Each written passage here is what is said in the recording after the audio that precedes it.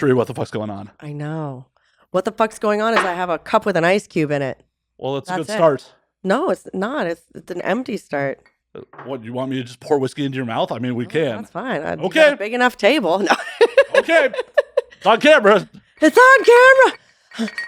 So we're opening up the Japanese whiskey I brought back. This is an awesome cup. It's Van Gogh. Mm. From Amsterdam. Yeah, your Japanese whiskey. Tell me about it. Where did you get it? The duty-free store. The duty-free store. Make something up. Where did you get it? It's still a duty-free store in Tokyo. So cool. It's at the airport. Oh, yeah. Just lie. Why should I lie to my audience? No, I know. It's literally like, I got to the airport and went, fuck, I have yen left. Yeah. What can I buy? That candy? And it has a really nice package. I don't know anything about whiskey, but I'm down for that package, so I'm going to say that it's good. Well, I once did a whiskey tasting contest with a few friends of mine, and we bought everything from like, I don't know, like a $400 bottle to like the cheapest thing we could find. And we tried to rate them by price. I fucked that shit right up. So that tells me like this could be $500 or $3, and I'm your perfect audience because I have no idea. Awesome. Well, as long as you don't lie to my audience, like don't tell if it's bad. I was trying. I was going to be like, and then I was in like a small street market in Tokyo, and it rolled under the table, and I grabbed it, and then this old guy said I could have it for, I don't know, just make something up. But why? I'd rather they know the truth that like I'm bad with managing my money when I'm in another country. And I'm like, I need to get rid of this. Is burning a hole in my pocket. I can't exchange it when I get back. I have a pocket full of coins. This is the perfect purchase. Right. So, I mean, it's already a sign of quality when it has a twist off cap. Well, okay. I'm not, you know what? We're going to see. We're going to find out. We're going to go on this adventure together. Yeah. The glass makes it good, and your awesome ice cube. I love like those big drinking ice cubes. Do you have a special tray? I do. I actually have multiple special trays. Do you? Yeah. Do you have different shapes? No, they're all the same. But I was gonna say some of those. I love some of the like fun little shapes, like the round ones. I'm for it. I'm actually half tempted to spend the money on like. They keep sending me targeted ads for ones that are like, that are actually like you could have your initials in the ice cube. What? Yeah. What does the tray look like? Silicone or? Yeah, what? it's a silicone tray, and then it just like has the custom embroidery at the bottom of it. Oh yeah. Can you put like a dick? Maybe. Okay.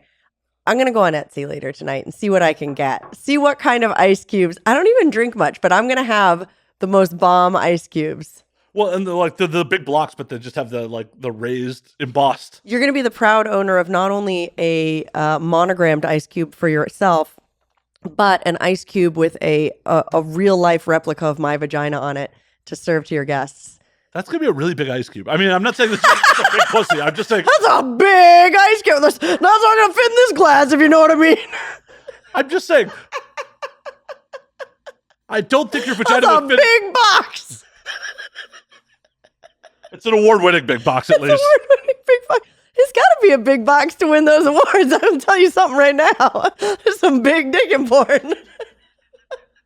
It could just be an elastic box. Okay, fine. It's funnier to say it's a big box, though. It's your box. Say whatever you want. Box. You can label it however you want. You can say wide load. You can say fragile. You can put any label on that box you want. Right. It's your box. I'm not here to label your box. Well, you know what? When you get your custom ice cubes with my box on it, I'll also have to get you some like big Slurpee cups to serve to your guests. Oh, God.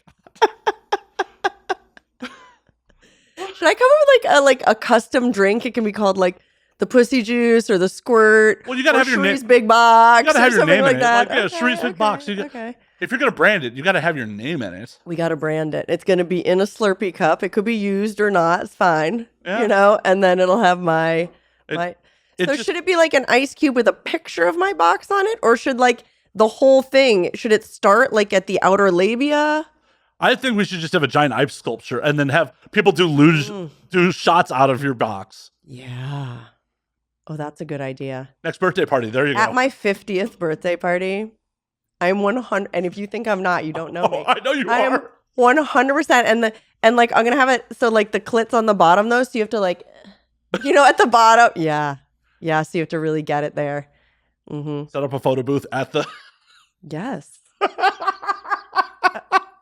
I'm not. I know you're not kidding. Dead. This is a brilliant idea. And I am 100% going to make people drink all of their drinks, even if they want water, out of my fucking cooch because it's my 50th birthday party. Yes. No one is going to be able to hydrate unless it's out of my vulva. Are you going to have multiple? Because, you can't have just everyone waiting in line to drink out of your You think cooch. I have a lot of friends. Okay. So should I have multiple? Yeah, I could either have more than one cunt on display, or I could like mix it up with like a butthole or like some titties. I don't know. That feels like too many ice sculptures. Is it, though? How many ice sculptures is too many for a 50th birthday party? It's your party. It's my party. So it's really up to you.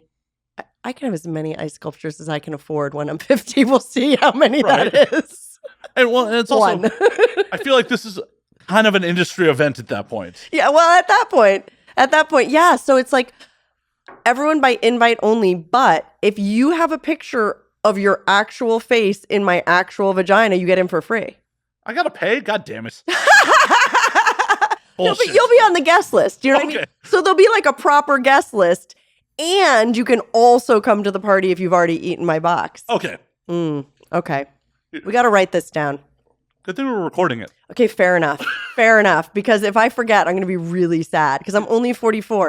And that's a long time to remember. Oh, geez. We got to wait 6 years for this? Maybe I'll just do it when I'm 45. Yeah, 45. This August. See? Everyone. 4 months from now. Boy, I got to get on this. Right? Hold on. I'm going to Google if there's dirty ice sculptures. Doc Johnson did mold my pussy, asshole, and fist.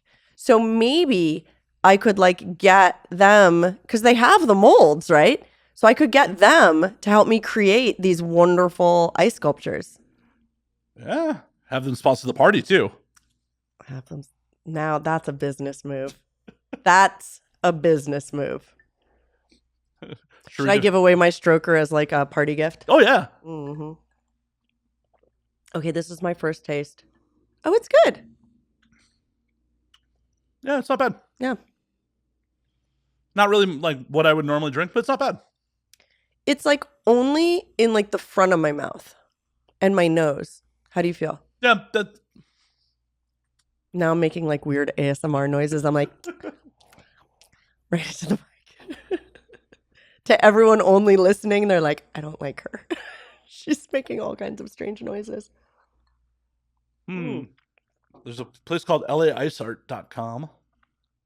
.com. Now, when I made a giant penis cake for my partner's 30th, surprisingly, not every bakery, as I found out as I was calling people, was willing to make a giant cock cake. And some people were quite offended with my request. I had to go to a cake maker in West Hollywood who actually specialized in genitalia-based cakes. And I had a lovely cake made. And then we did a contest to see. Now, granted, a lot of the people at the party were porn performers. So I wanted to see who could deep throat this giant cock the most. So, you could kind of tell by the frosting who was doing the best job. And I tell you what, my gay best friend who is not in porn beat those porn bitches like by 4 inches. Well, it makes sense. He deep-throated the shit out of that cake. And it was girthy. It was. I'm not gonna, if I make you a penis cake, it's not gonna be a skinny mini, just so you know. If anyone needs a penis cake, you should go through me to commission it. Did you have your significant other model it? I should have. I should have done a realistic. Sent photos to his mom. You helped bring this into the world. Yeah. She'd actually think it was funny. Oh, man. That's good. That's good. Well, for the next birthday. Yeah. Yeah. Well, it is 45. The year of the ice sculpture. Yeah. Mm-hmm. So this place, I don't know if they do dirty ones, but it's only $375 per ice sculpture. How big is the ice sculpture? For a single block, $375. But like, what does that mean? How big is a block? One block is 20 by 40. Okay, that's a good ice sculpture. Yeah. The waterproof light box, which sits under the sculpture. It's slightly bigger than my actual box. You said it. You said it. A 2-block sculpture is 40 by 40. That's big. Yeah. That's big. So you might. But it needs to be big if you're gonna like have it as a luge. Yeah. So I'm sold. Yeah. I mean, for the grand total of $1,500, I'm sure Doc Johnson can easily throw down $1,500. You hear that, Doc Johnson? Would you like to help me create a gigantic replica of my cooch for my 45th birthday? I hope they do. They might. You never know. We can like carve Doc Johnson along the top. Yeah. Oh my God. I'll let people shoot content with my ice sculpture. You know, one of the first porns, before I thought about how unbelievably uncomfortable it would be to have an ice dildo shoved up inside of me, one of my favorite porns, also because it was the only porn I had, and it wasn't even my porn, it was the porn of a downstairs neighbor. That is how hard it was to find porn in the 90s, right? This is like the one porn that someone in the whole apartment complex had, and we all shared it. And it was Julia Ann and Janie Lindemuller and that ice dildo, and it was so hot. That was the best porn. Have you seen any of their blondage stuff? No, I haven't. You haven't seen their feature dancing stuff or the stuff that, No. oh my God. If you close your eyes and you imagine like the most iconic 80s, 90s, like garage poster, it's them. Their bodies are exactly that. Their hair, they're perfect. They're like, they are that era. Absolutely phenomenal. And the movie was phenomenal. And I brought it up later when I had met Julia. And of course, you know, we're performers talking to her. Oh, and it was so cold and it was so uncomfortable. And they had like all these different dildos for like continuity. They had continuity dildos. They had continuity dicks. They did. They had multiple continuity dicks. And so then I'm like, I wish, you know how they're like, I love her. So it's not don't meet your heroes because I love her and we're good friends. But like the like part of me that like jerked off to that 1,000 times was like, oh yeah, I guess it would be really cold.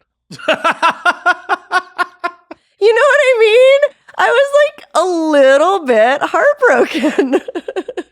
Oh, I didn't want to know how the sausage was made. Do you know what I mean? Oh, yeah. And like I get it now that I perform. Like it can be uncomfortable or cold or this or that. But like that was my porn. That was like my entire sexual reference for like longer than I care to admit.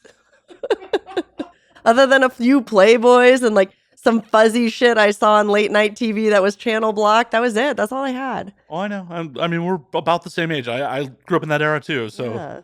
like you're only a year or two older than You me. youngins are so lucky with all your porn all over the internet. Right? But then again, they had continuity. Over 18 youngins, of course. Of course. But still, this generation is lucky when it comes to porn. But fuck, they had continuity money back then. We don't have continuity money. We don't have continuity money. They would have just let that melt in someone's cooch and called it a day. They don't, I mean, they had budgets. They had pyrotechnic budgets. They had stunt coordinator budgets. I mean, but then again, like, think about rock stars as well. Before piracy, it was a different world. But the big difference with music and us is music can still do live performances easily and make lots of money off gates, Touring. merch. Although I've heard, and I don't have much information about this, so maybe you can fill me in. I heard that it was like, okay, first you're making money on your record sales, then piracy started, now you're making money on your concerts.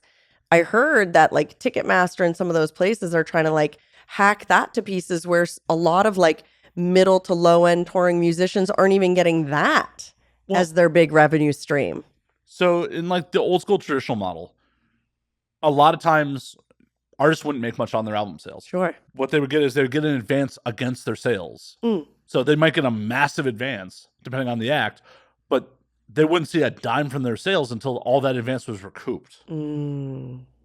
But traditionally labels kind of like old school solo girl websites. Do you remember back then? Oh yeah. Where like they would hire you on and shoot as many scenes as you wanted and fulfill any of your fantasies scene wise that you wanted. And then you're like, why am I making $200 a month? And they're like, well, here's what you spent. And you're like, oh shit. Yep. That is very much old school record. Like if say Rick Rubin's producing your album under an old school model, his points came out of the artist side. Even if the label's like, he has to produce for you. Oh, that's interesting. Really? Yeah. So it comes out of the artist's pocket. That's a recoupable cost. Even if the artist didn't choose them, not that they wouldn't, but even if they were mandated to use them as the label said you have to. Yeah. Man. Could you imagine like showing up for a Wicked set and be like, oh, fuck, I'm working for Stormy Daniels. Oh, shit, I got to pay for Stormy Daniels. Right. Or like now I have to pay for like the lingerie you dressed me in, the shoes that got ruined, the lube I put on myself, maybe the fee for my talent. Wow, that is a racket. Yeah. But artists have been like traditionally, yeah, okay, look, we're not business minded. Thank you. Okay. But like that doesn't mean you have to take, but across the board. Did you see that WWE documentary? which one? Well, that's a fair point, and I don't remember the name of it, but it was within the last 5 years. And while watching it, I just was struck by how incredibly similar their business model is to porn, but not in the good ways. You know, how you can be contracted with a company, but you're still liable for all your medical bills and your injuries, and you're still completely an independent business person, but you can be beholden to a schedule, like all this wild stuff that keeps the money, at least in the WWE, like right in the pocket of the people at the top, where the performers are a little bit more, it seemed from that documentary, although as I know from porn documentaries, they're not always great, seemed from that documentary that they were being kind of like used and abused a bit, and that only a few rose to the level of stardom where they could have real financial security after injury, after, their bodies couldn't do this very physical job anymore. Unfortunately, that's almost all forms of art, because it's so fucked, because there's such competition to get to any of these fields that people will work for exposure or work. They do. For free. Or I don't think this is dropping any bombs to any of the listeners, but I'm not sure if your listeners know, because I did not know this when I got into porn. And I'm not even going to say the company, but I do pay for things like I pay for photographers to shoot my 8x10s. And so I'm sometimes working with non-porn and higher end photographers. And what a lot of photographers will offer you is you can pay for their services, styling, makeup, photography, editing, normal stuff. And if that photographer has enough of a name, you can also pay $5,000, $10,000, $20,000 to put yourself on the cover of Playboy and Maxim, all these top magazines. And it makes me wonder what percentage of those models are chosen by, I'm just going to say, I know he's passed, but Hugh Hefner, right? Because I thought at the head of these magazines was a person or group of people who like carefully hand selected all these models. And I was, again, kind of like my ice dildo thing, a little bit saddened to hear that at a certain level, if you were at a certain attractiveness, working with a certain photographer, it was a pay-to-play situation. Well, and it's a wild pay-to-play situation, because it's like, oh, you're kicking 20 grand to someone who probably doesn't even really need it. And there's a good chance that, like, with the right connections, you would have ended up there anyways. Like, but that's what I'm wondering. Like I've been offered only like porno magazine stuff. Do you know what I mean? So I don't know what the world of like modeling is like. I wonder, like, and I'm not trying to suggest that any of the mainstream magazines do this. I don't know. I only know about some of the like edgier ones. the men's But, like, magazines. what about like Vogue? Are those celebrities paying, or are they being paid? Well, but it's also like, I'm sure someone's paying to a degree, because maybe if it's not the model paying, it's the brand that they're representing paying. Right. If I was a brand new musical artist and I could pay, this is a lot of money, but like to them, like 30 grand to be on the cover of a high-end magazine for exposure, I think it would pay for itself every dime. Right. It's a Is marketing. like that how that works though? To a degree, yeah. So like when I worked in music. Is that upsetting to you? I don't know why is it upsetting to me? What, there's like this like weird like ethical bell going off in my head, but like I don't know, like when I say it out, I'm like, yeah, pay to play, that doesn't seem like, why? Do I think it's wrong because I feel bamboozled? What's going on there, do you think? I don't know. I don't know. You're like, I don't know why you're pissed, woman. I don't know. I just feel like it feels weird to me. It's weird, but also like from a business standpoint, it makes sense. It makes sense from a business standpoint, but like, why am I holding on to the fantasy that these people are like handpicked in some way? Well, they are to a degree, because it doesn't. no one's putting me on the cover of Playboy, no matter how much money I give them. I don't know. Photoshop is something. Yeah, have you? I'm good at Photoshop. But I'm not that good. You see me here, right? Right. And you've also seen my images online. Photoshop's pretty good. Yeah. But You're like, yeah. Yeah, listen, I'm right here. Give me like a, oh, I never noticed. Like, just, again, back to the lie to me thing. We're just circling right back around to the beginning of the podcast. I'm sorry. I'm really bad at lying to my guests and my friends. I'm Look, sorry. he likes you guys. It's bullshit. Oh, there's a lot of them I don't like. Don't get it twisted. Let's list them. Well, I don't know their names. They're just the ones. You know their usernames. You know some of the fuckers leave comments that you hate because I know who my fuckers are. And I know you know, and you're not going to say it, and that's fine. No, I honestly don't because I don't pay them enough mind. That's probably true. That is your personality. I'm way more sensitive than you are. You would probably laugh about it and honestly forget about it. Well, I do. No, but you would. Yeah. Like, I literally go fight trolls in my comment section for engagement, laugh about it, like cut and paste it to other people, like, look at this shit. And you fight trolls with me on the weekends. Yeah. And nobody knows what I'm talking about now. People that saw your last appearance do. Were we playing D&D at that time too? Yeah. I wasn't sure if that was pre-D&D. No. Do you know what I mean? Because it was years. We've been playing D&D together for years. Yeah. For years. Damn. Cheers to that. Cheers to Nerds. that. Right? Fuck yeah. You know, I only fuck with nerds. Honest to God. Like, I have friends that aren't nerds, but I don't really understand them. I'm like, you didn't grow up with enough, like, shitting on you for me to, like, really understand you. You know what I mean? Like, I love socially, you're not, but I love socially awkward people. Oh, I'm socially awkward. Don't get it. No. But, like, I'll go out with, like, a group of friends, and, like, I'm the one who ends up talking to, like, the quiet kids in the corner or the socially awkward nerds, and they're like, man, that person was hard to talk to. I'm like, that was my favorite person at the party. Like, I don't know. That's me, though. I love I call them interesting people. I love people who are not cut from the same cloth. And I think that's part of the reason I do porn, not just because, yes, I'm sexual. Yes, it's an amazing fucking job.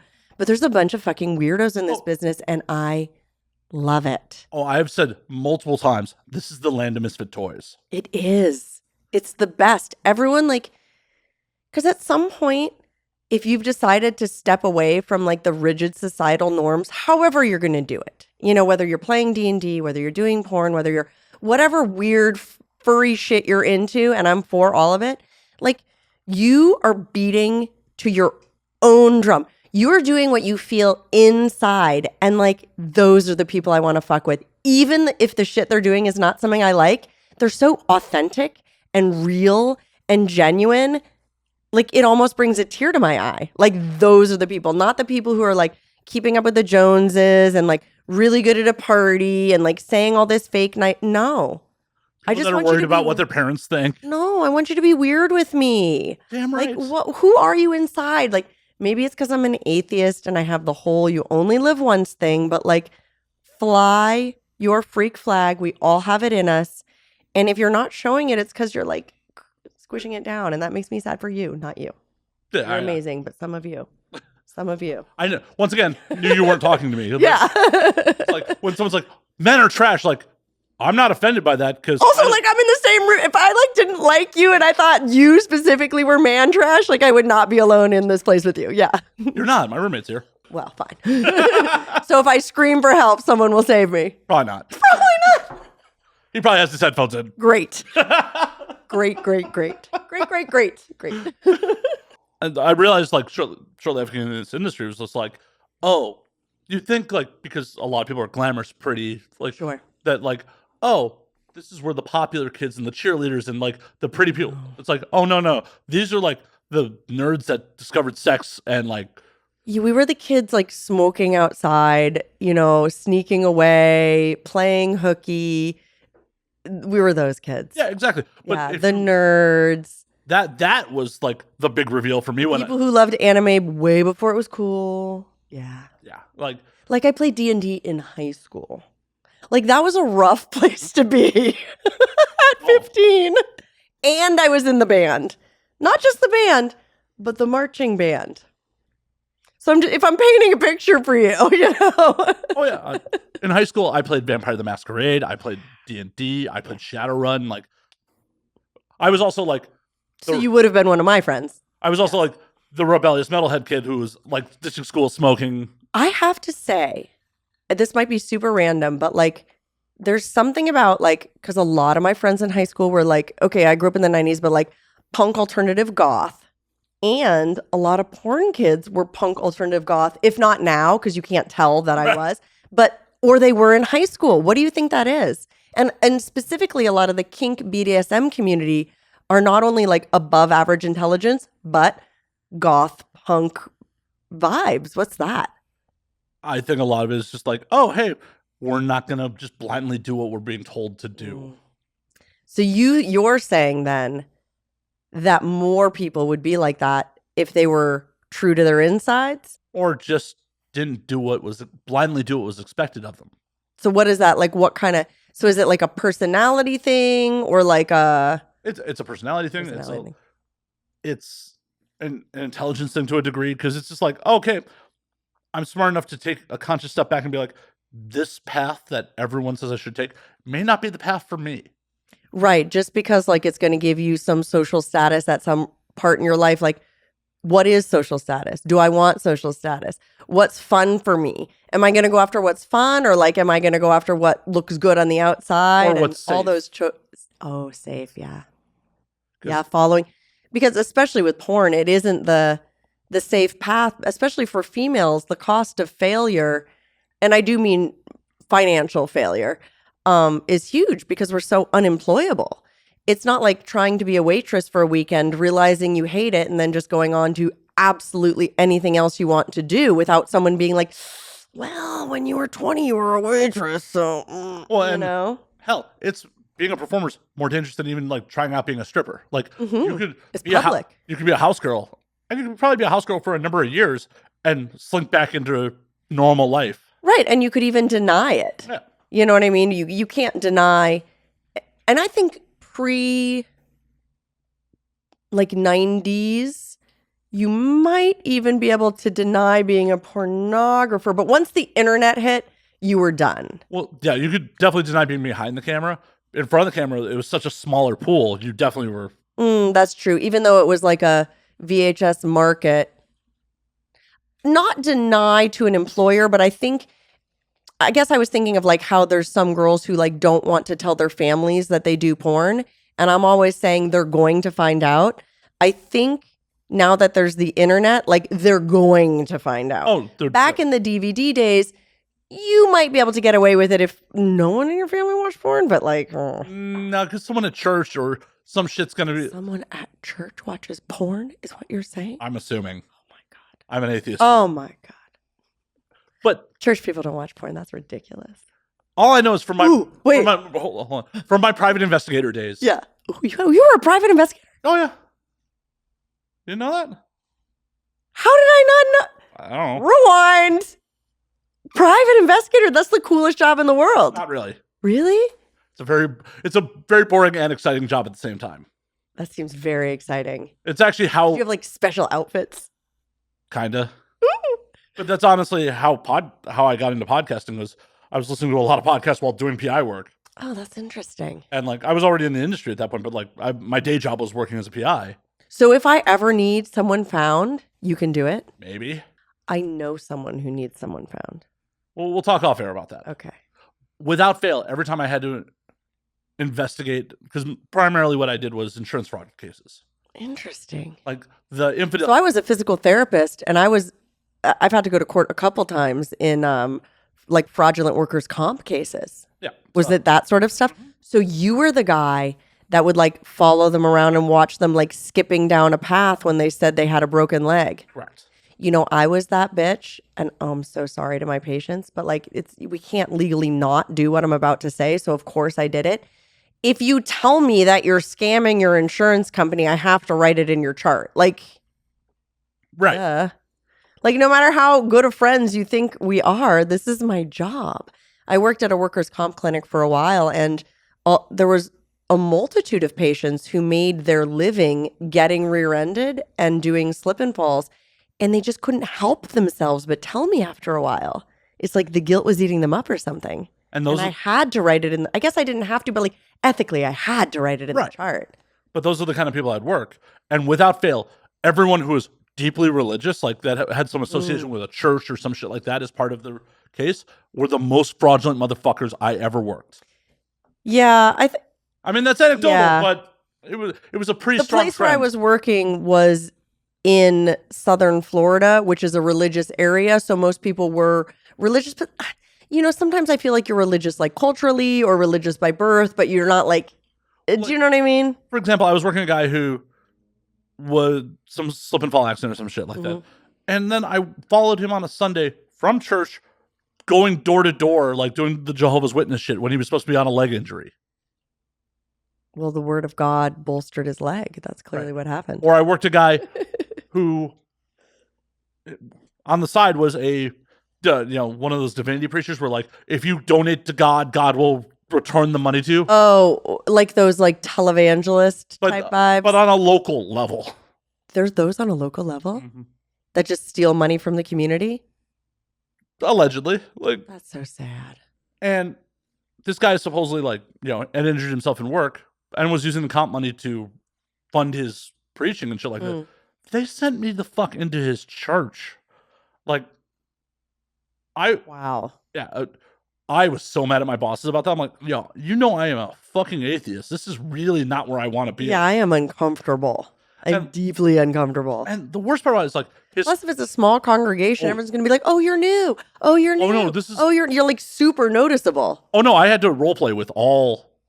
Like, this is where my gaming really helps, because I had to role play with all these people, because it was a small congregation. Yeah. And, like, they're passing around envelopes to, and they're like, oh, how'd you hear about, like, my friend? And, like, I just wanted to come and see if this is, like, a good place for me. And fit. Yeah, and, like, they were his flock were the nicest, most gullible fucking people. Well, yeah. And he's the monster. Yeah, and he's just like, with your guys' money, we were able to buy a new computer for the church. And, like, it's just... Yeah. And he is up on stage animated when he is supposed to be on, like, disability. Yeah. And, like, I'm just, like, filming him on my phone. Just filming. Good.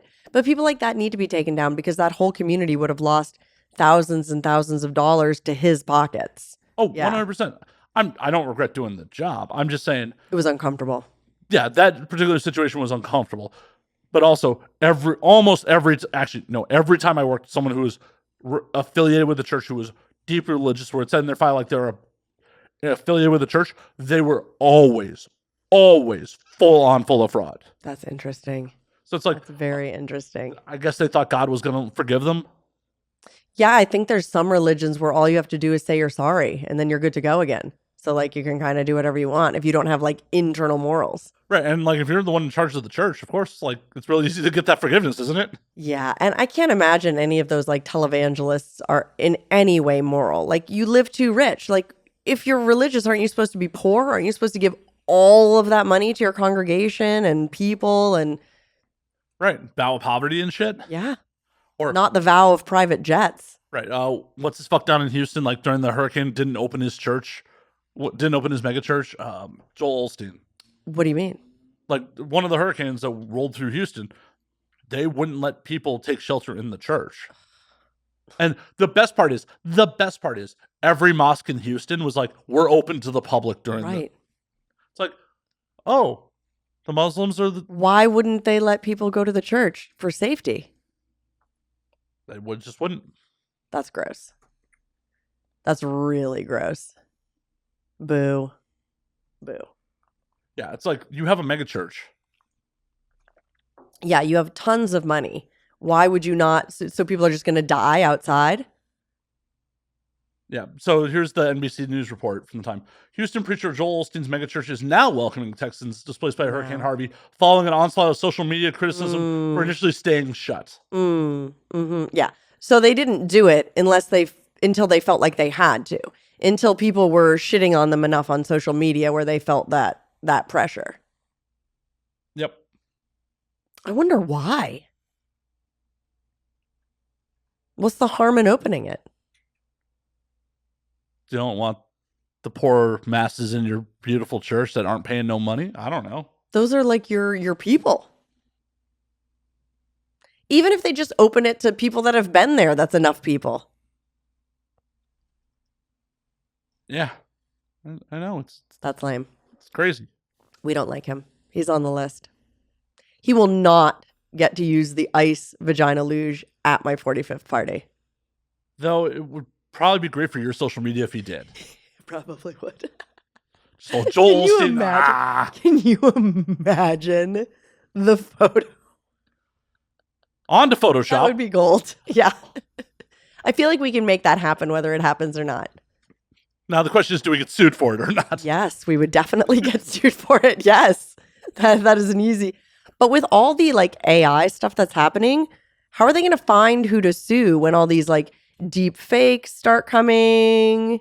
I mean, There's no laws on the books for it. Do you know what I mean? But if I Photoshop it, I can get sued. Right. But like, say the next, during the next presidential race, there's some crazy AI speech given by an avatar that looks exactly like a political candidate. Right. What if they can't find who did it? What if the person that did it is in another country? Like, what is that landscape going to look like? I don't know. Like, it's such a weird, like, unknown right now. I don't know if you saw it. Someone using AI art did a full virtual Joe Rogan experience. What do you mean? They used AI art and AI learning algorithms to do Rogan's voice and do the guest voice. It's complete, and like they say in the beginning of it, this is completely AI generated. Was it good? I got a couple minutes into it. It sounded real. Like, you could tell it was definitely art. It wasn't like they didn't have realistic video, like deepfake video. But they could. Do you know what I mean? Yeah. That's nuts. What about when they start doing like AI music? They'll take like, I would like a song in the style of Britney Spears, and then they write a song that's a top 10. So actually, that is very topical. Grimes just tweeted out like in the last day or so that like, if anyone creates a song using her voice and using AI, she will pay them 50% royalties. Really? Yeah. Really? Yeah. She's like, I would pay them 50% like I would with any other collaboration. And she's specifically going to make it easier for people to use her voice for AI projects. Really? Yeah. That's an interesting thought. Now, if she didn't offer that, what would be the legality there? I don't know.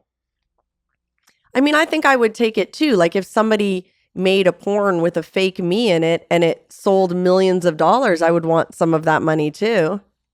But would you give the person who used your likeness 50%? Well, otherwise, wouldn't they get 100%? What are the laws, in other words? It's really, really unclear right now. Right? And like, how close to me does it have to look? What if they name it something different? How can I, you know what I mean? Do I have to trademark like my likeness? And what would that even mean? Well, can you trademark your license? I don't know. Or is that a copyright? I don't know. Like I have a trademark for my name. Right. But do I trademark my voice?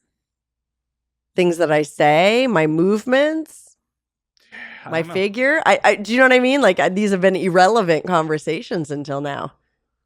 I guess maybe the plan is sell all your likeness rights to a company you own. Yeah. And be like, Cherie Deville LLC owns all these likenesses. That's all these rights. Because Jessica Ryan, like not too long ago, she was talking about that she showed up for what was supposed to be just a nude shoot, like a photo shoot. And there was a bunch of language in the contract in the model release to get all of her likeness rights in perpetuity. Really? She ended up walking on the deal, but wow. Because a lot of the contracts we sign are multiple pages long, and I don't read them as thoroughly as I should. I scan them, but I'm not going to spend 20 minutes reading them, or I don't. I should, but I don't. Right. Wow. Now the question is, if Cherie Deville LLC already owns all those likeness rights.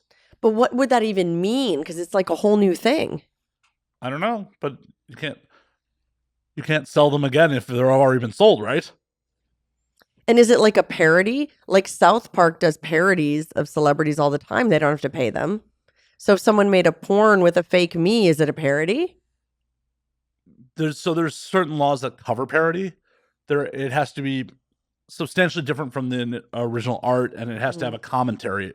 You like the old like this is not whatever XXX Right. aren't truly parodies. They aren't. I mean, what's the what are they parodying? They're just doing the same thing. Well, yeah. How did they get away with that then? They just didn't get bothered to get sued. That's lucky. I thought that was safe as soon as they said like a XXX parody. I mean, calling it a parody doesn't make it a parody. What makes it a parody? Leroy Myers is actually the expert on this shit because all the Wood Rocket shit truly are parodies. Yeah. Well, like you said, if it needs to be like a different art style, slightly different costuming, but like what's the line?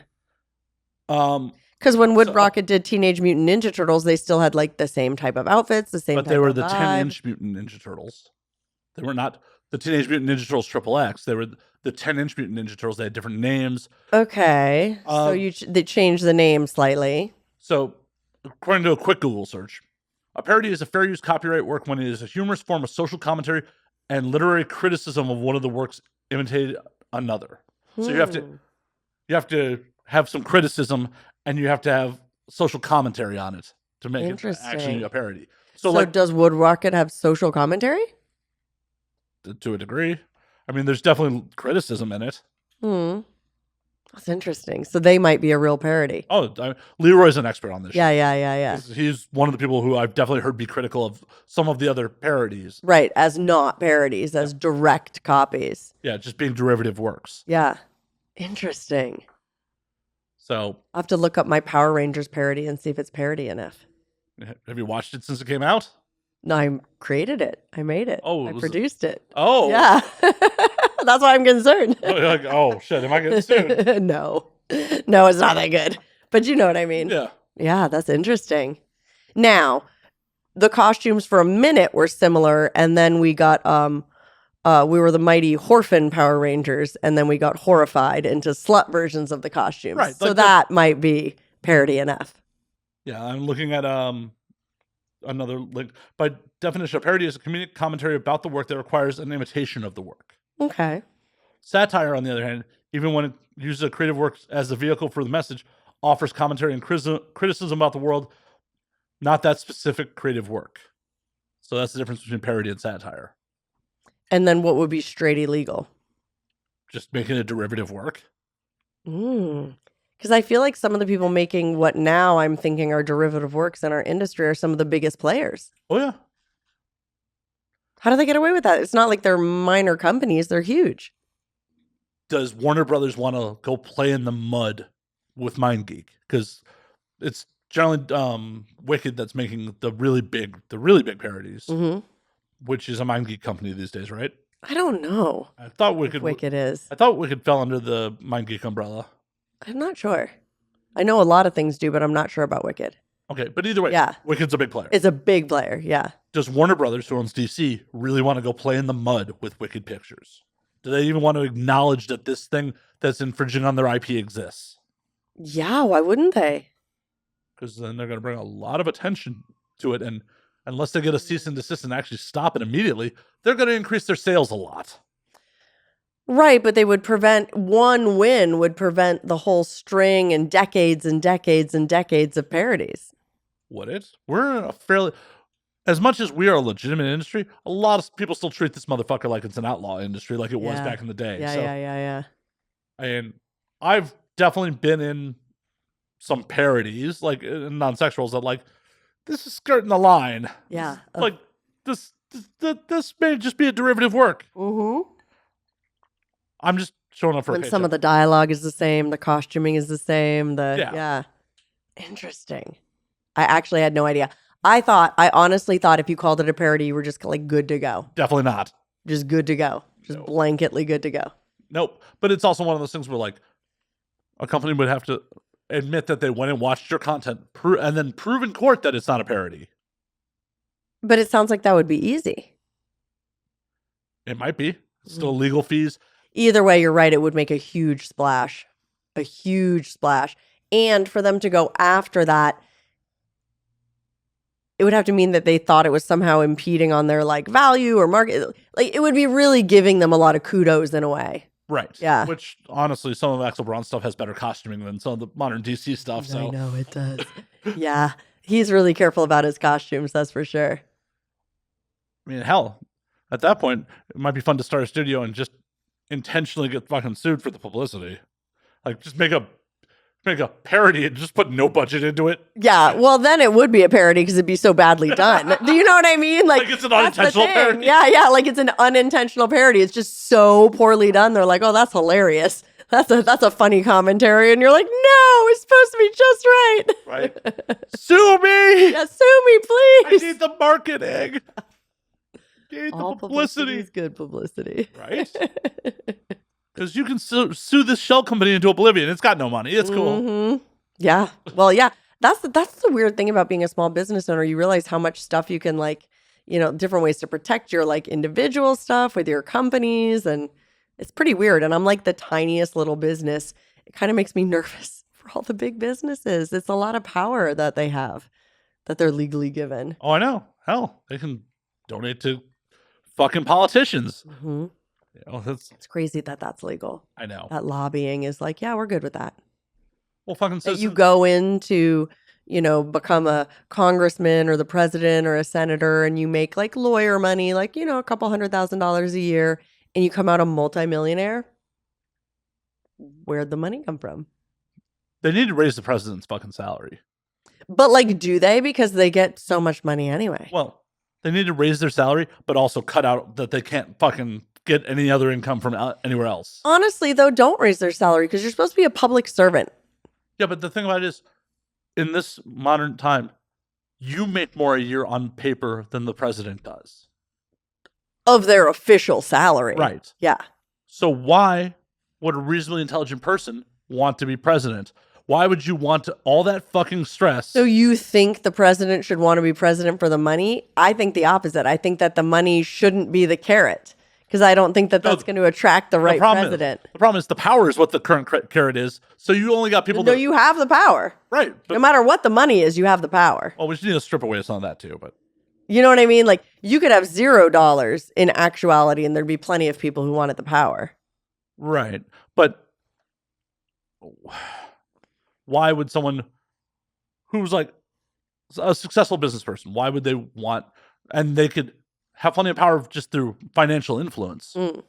Why would they actually want to do the job? To serve the people. Nobody wants to serve the people. Right, but we should want someone that wants to serve the people. Well, yeah. I mean, there's lots of things I want that would be great. I want one of those like Greenpeace people out there. You know, like the people who have really dedicated their lives to like serving people. Should be the president. They probably think that you're a sex slave, and they probably do think I'm a sex slave. Right, and they're gonna save you from yourself. Yeah, that's like the common theme. Like every time you talk to the people who are trying to say that, there are a lot of people that think all legal pornography are all doing it against their will, actually against their will. And I wonder what the psychology. I think it might actually be easier for them to stomach that we're doing it against their will, which is sad and tragic. It means we're being raped every day. But it's easier for certain people to stomach total tragedy than the simple reality of people really enjoy this job. I know. What does that say about society that is easier to believe that we're victims of like rape and abuse, which is a horrifying situation, than we're just independent entrepreneurs? A lot of bad things. Speaking of which, you were great in the documentary, by the way. Oh, thank you. It was okay. It was okay. But speaking of people that wanted to save you, their lawyer was really cute till she opened her mouth. Dude. She's exactly the one's like, oh, that's sad. Like, you just don't enjoy sex, apparently. You're kind of cute. Aw. I you know, it's kind of like I understand that to make an interesting documentary, you had to show both sides. But the thing is, the anti-porn side isn't showing what they really want. They're still giving these lies about, I don't even think they think we're being sex trafficked. Do you know what I mean? Oh, yeah. What they want is to cancel porn. So what they're doing is they're choosing something that everybody hates, sex trafficking, child pornography, other horrifying, terrible things. And they're like, well, everybody hates this. Let's go ahead and lie to the public and say that that is what this is, so that they'll hate that and we'll get our actual goal of removing legal, consensual, beautiful pornography from the world and the internet. So if it showed both actual sides, which is the performers speaking as themselves, and the, evangelicals saying, I hate porn, I wish it were all gone, then I would be happy to hear both sides of that story. But I'm not happy to hear this side lying and gaslighting the public and our side bleeding our hearts out for no monetary value. And now after the documentary, most of the people have been harassed, doxxed, stalked, had their social media taken down, bank accounts messed with. The people on our side did it for the good of our community with nothing that we were given in return. And the other side just gets to put one more nail in the coffin of porn, and then we suffer extra. It's just, I don't know. That's why I think showing both sides of a story where one party is lying is not really the move. But the question is, how in a documentary do you get them to tell the truth? How? Agree, but giving equal airtime to people who are just damaging a community isn't awesome. No, it's definitely not awesome. That's like when Trump was like, there are good people on both sides. And no, there aren't. No. One side is fucking it up, y'all. I'd be curious to ask the filmmaker about this. Did she not want to just show the porn side of it because she was afraid that people would be like, oh, they're not showing the other side because they're afraid of what they're going to say or some bullshit like that? Well, I think it is important to show both sides because then it isn't interesting to watch. But I wish there was some way. It's just their current talking points right now. It's just the I'll say evangelicals as a blanket statement. It's just their current talking points are that somehow we're not checking age verification, which we are very carefully, and that we're all trafficked, which is absurd. I just don't know why that is an interesting talking point to them when it's just so absolutely ridiculous. The general public doesn't know. They just don't know. They just don't know what they're told. But how do they also this is something that everybody consumes. Everyone's all worked up about if their t-shirt came from here or there. Everyone is so concerned about ethical consumption. Well, be concerned about ethical consumption with your porn. And that's not hard to do. Do you know what I mean? I don't think people are actually concerned about ethical consumption. I think people virtue signal that they are. We both have fucking iPhones. I don't want to see people committing suicide in factories. It's, in all reality, not going to stop me from buying the next iPhone. Same. But I'm just saying there are a huge amount. Maybe I live in LA and I see it more. But people are talking a big game. They're not putting their money where their mouth is. They're not checking to see if the coffee they buy is fair trade or their iPhone is made fucking morally or any of the shit that they actually claim to give a fuck about. Even on a lower level, people complain about different fetishes that we film, that people frequently film. And I always find that to be so funny because they're like for me, for example, I do a lot of stepmom stuff, right? Faux cest, all that. Right. That whole jam. I've done tons of those films and they're like, how could you film such, content like that? And I'm like, I mean, it's you. What do you mean, how can I film it? All of our stuff is analytic driven. I'm not just coming up with random stuff and then putting all of my money into it. We film what gets clicks. You see indie producers, a lot of people try a lot of stuff. A fetish hits, right? We notice that on our analytics. We notice certain fetishes selling. We try those fetishes. Mainstream companies try those fetishes. The stuff that sells and keeps selling will continue to be filmed. So you choose what is in porn. If you don't like what's being seen all the time in porn, click on fucking something else. So I'm curious if you could try a science experiment for me. Can you film two versions of the same scene with you and the same scene partners, or one is, step whatever, one is straight whatever, absolutely, boy girl, and same outfit, same everything, and see how well the two perform side by side. Yeah. Or if you want to get even darker, people often ask me why you don't film more female pleasure, right? And it's not that I don't. I do have films that are geared more towards female pleasure, but men watch more porn right now.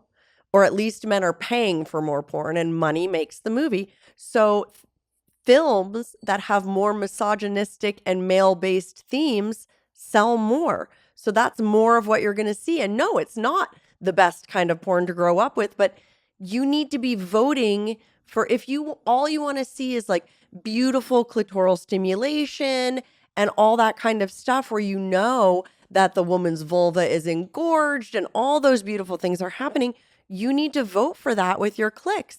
The fact that you're seeing this other stuff isn't because Porn Valley is full of whatever. It's, we service the world of purchasing, and I want to emphasize that word, of purchasing people. And we're going to provide what the people are purchasing, and that is ever changing. And I have noticed it's swinging.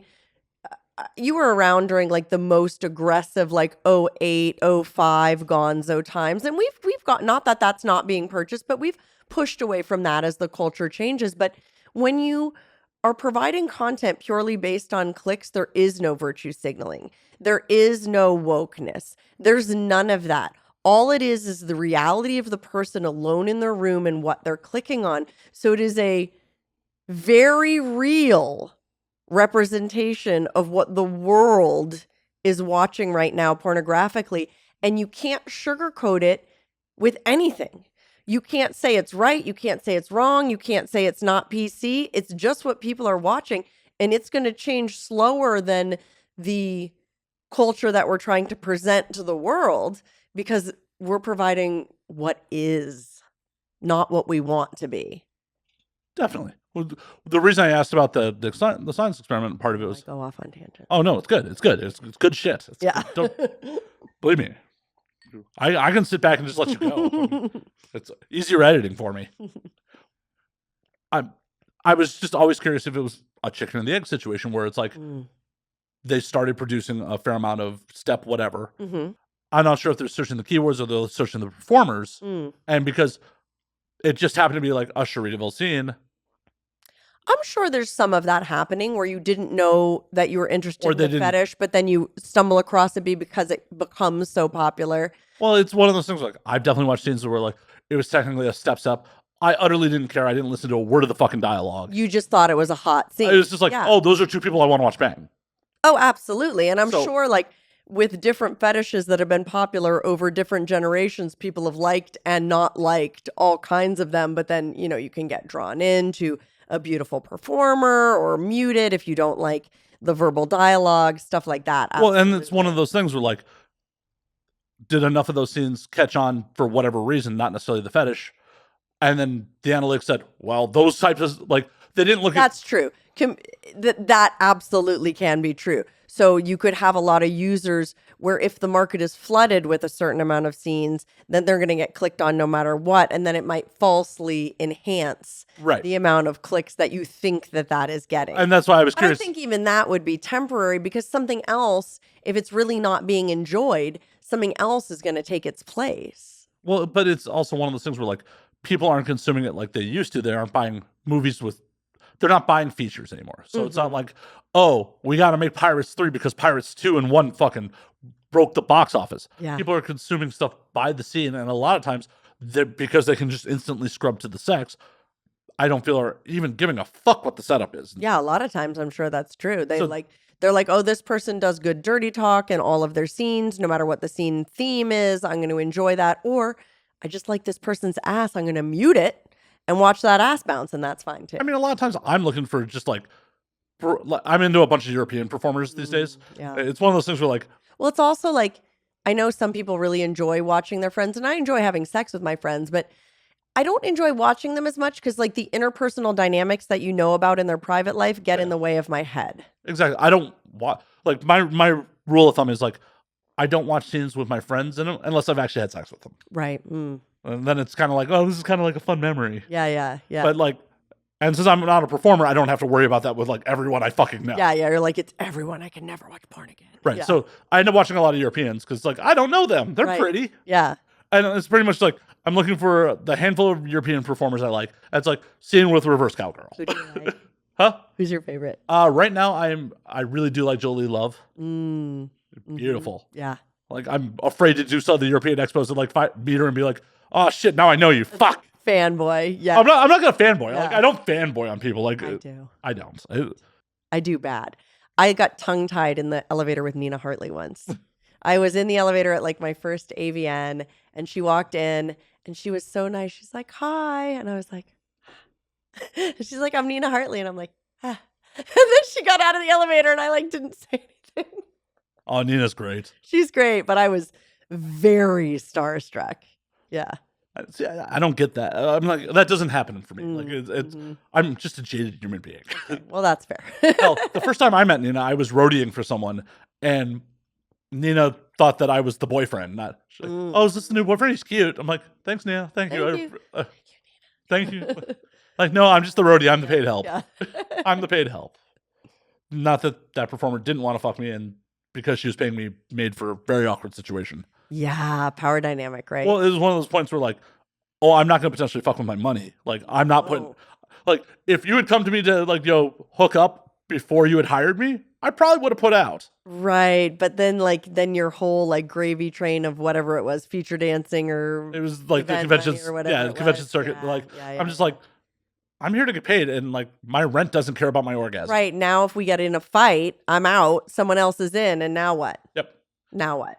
And even more fun is we did get into a fight because I brought another girl back to the room. Ooh, to the shared room. I mean, it was a suite. She had the bedroom area, I had the common area. Okay, that's not bad. Were you making noise though? Because if I was trying to sleep and I needed to be up the next day and you were making noise, I would kill you. Oh no! She tried to kill. Murder. I've told the story on air. I think it's been a while though. So yeah, we probably made a little too much noise. I was definitely the asshole in this situation. But she comes out of the room and like, get this bitch out of here. And the girl I brought back goes to physically attack her. Oh. I had to. What? Yeah. Oh no. So I literally, since the girl I brought. I would have just like come out of the room and been like, y'all, I need to wake up at 6 a.m. tomorrow. Like, you gotta fuck quietly. If you're you gotta shut the fuck up. And if I hear you again, you're gonna have to rent your own room and fuck in that room because I gotta go to bed. Right. And I agree with you. Yeah. This is almost a decade ago. Yeah. I was definitely I'm lecturing you like a mommy. Sorry. No. I admit I was in the wrong. And, but I can't believe that girl went after your employer. Oh yeah. So I had to cinch her around the waist and carried her out of the room. That's crazy. And then got locked out of the room behind me. In porn was the first time I saw a real fight, like a fist fight in my life. Yes, I'm sheltered. It was terrifying. I was at a model house. Oh God. With me and Danny Daniels were sharing a room. Thank God. Bless her soul. And the two other girls, I don't know what the problem was. All I hear from my room is, you Asa Kira wannabe motherfucker. And I'm like, what the fuck is happening in the kitchen? So Danny and I come out into the kitchen and they're like actually fighting, like hitting each other fighting. And so me being the pussy I am, I just hide behind the kitchen island and I'm like, oh my God, I'm never coming back to LA again. This is what the fuck is happening right now? Danny, however, badass boss bitch. One girl like this, one girl by the throat, our agent on the phone, on the cell phone. She worked it all out and I could come out from behind the kitchen counter safe. Guess what? In that situation, I probably would have done more like you. Like, it is not my turn to give a fuck. I am not going to give a fuck here. I'm not trying to get injured. Right, exactly. I don't know what you guys are doing. Yeah. The only reason I got physically involved between the two girls is like, this girl's paying me. Like, I cannot let... Plus, like, you're fucking one, the other one's paying you. It's a problem. Yeah. Oh, it was definitely a problem. I mean, to be fair, I did try to take the girl out back to her room. I also tried to have sex with her in a cabana because this is a rumor. So yeah. Oh yeah. I'm like, we could just bang out here at the cabana. Like, totally good. Yeah. And she's just like, no, it's cold. Does that hotel still exist? It's been renamed, but and I've definitely had sex in one of the cabanas there before too. So, I've had sex there. In one of the cabana out. No, inside. If I'm thinking of the right one, it's those rooms that had like the weird 70s hot tubs in them. Yep. Yeah. Right across the street from the Hard Rock Hotel. Yeah. Was that a swingers hotel? Yeah, and especially during AVN. Yeah. The swingers always stayed there during AVN. That is so interesting. But yeah, like I had an okay night. I had like the company I was working for put me up. I had the whole room to myself, And then like I was new, so I was like, oh, I'm gonna like bang the male performer or whatever. And then like I didn't, and he just threw up all over my room. I gotta ask you off air who that is because it's probably I someone. won't say on air, I know. I said off air. but I will tell you off air. Oh, I can't wait to know. There was so much vomit. It's like, I was like 2 weeks into the industry, and there was like a lot. I mean, there was vomit on the bed, there was vomit in the hot tub, there was vomit on the carpet, there was vomit not on, but real close to my suitcase. Whew. Yeah. I was not happy. I'm like, that was the last time I brought anyone back to my hotel room. I'm like, I'm at work. And I didn't realize that people were going to vomit. Like, also, how do you have that much vomit? buffets. Oh, don't say that. Buffets. It's disgusting and probably true. It's a lot of vomit. Oh, so let me. Sorry, I got derailed with the vomit. It's all good. It's all good. Derailed. So we get locked out of the room. Like my employer locks us out of the room. I would have too. But the girl's clothes and shoes are still in. Okay, not cool. Would not have done that. Not trying to steal people's shit. Hotel security gets called. What? Yeah, she called hotel security too. The girl you were banging? No, my Why employer. did she call hotel security? Because You were out. yeah, the girl I was banging was still trying to get her shit back, so she was banging on the door. Oh God, just give her shit back. Ugh, drama. So security shows up and they're like expecting a crazy hostile situation, and they're just like, I'm like, she's staying here too. Can you just get her back?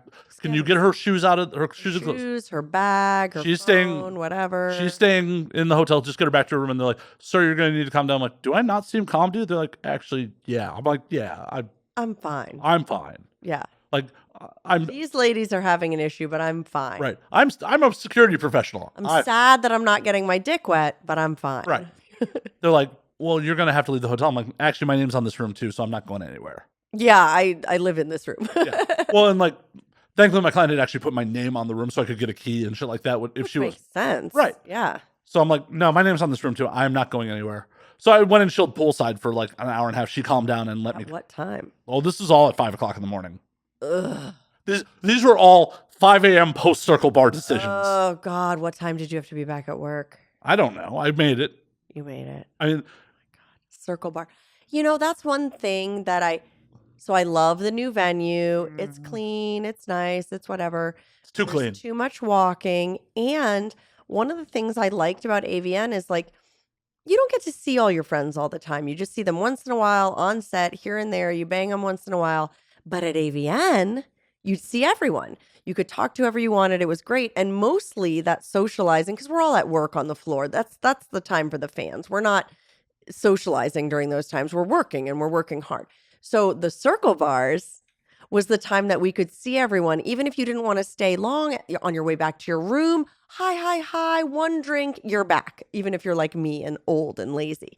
But there's none of that. So this last AVN, I only saw the other predominantly women that were signing at the same booth that I was. And it's fine, but like, especially being contracted, which is such a blessing, I miss my friends. I miss a lot because every company has like its core people that they work with.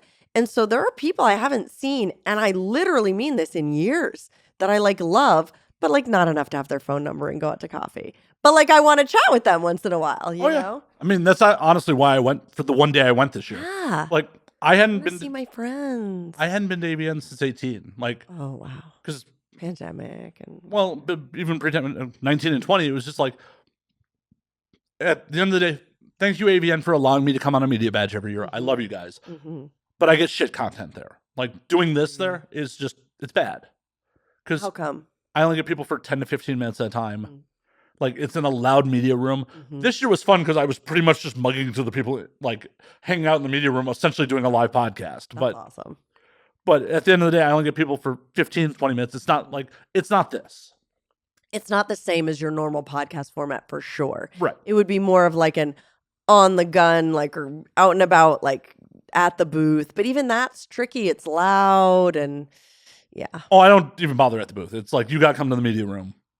I think, and I don't know if you need to have like pull for this, but the Brazzers who I signed for did have a small podcast appearance schedule for me. And they'd come and they'd be like, okay, you're going right there for this podcast now. Okay, you're going right there for this podcast. So I think it might be possible to like pull girls occasionally. Oh no, I can definitely pull people, but Yeah. it's only for like 10 or 15 minutes, That is correct. It was short. It was for like maybe 15 which minutes. isn't this show. Not the same. It's not this show. It's not the same. You don't like have the time to just relax and start bullshitting. It would be like a question. And that's not, this show isn't like a question show. Right. And I did that at 17 and 18. Like I did something like 12 shows at 17, like the varying lengths. Mm-hmm. At 18, I turned it into one like long episode. Oh, that's interesting. Like the AVN episode Right. instead of like Cherie and so and so and so and so. And then put timestamps for individual people. Cute. Okay. And I asked people basically the same question.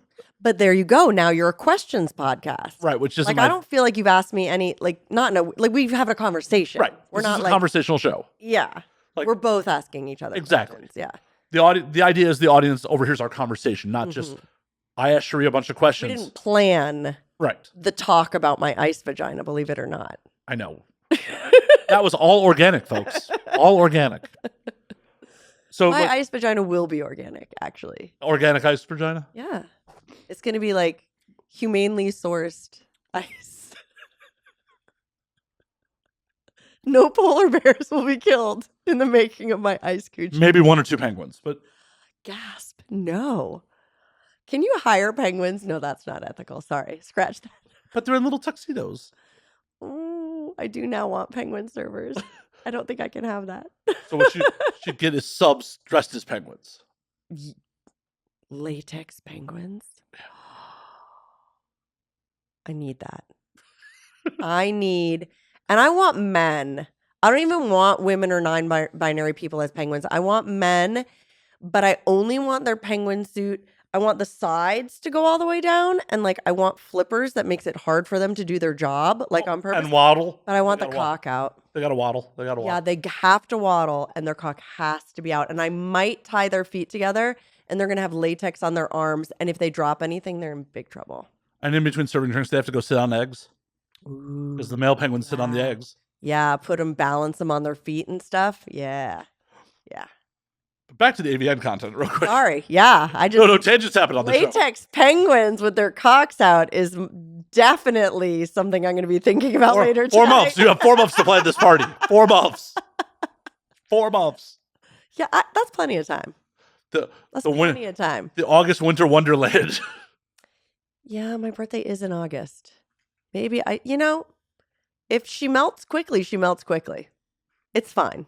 It's You got to get it while it's hot. right. It's a Southern Hemisphere themed party because it's winter in the Southern Hemisphere in August. If you come after 8 p.m., you're not going to get any vag. Which is like accurate at my house because normally I'm in bed by 10. So it's true. If you come after 8 p.m., you're not getting any vag. It's true.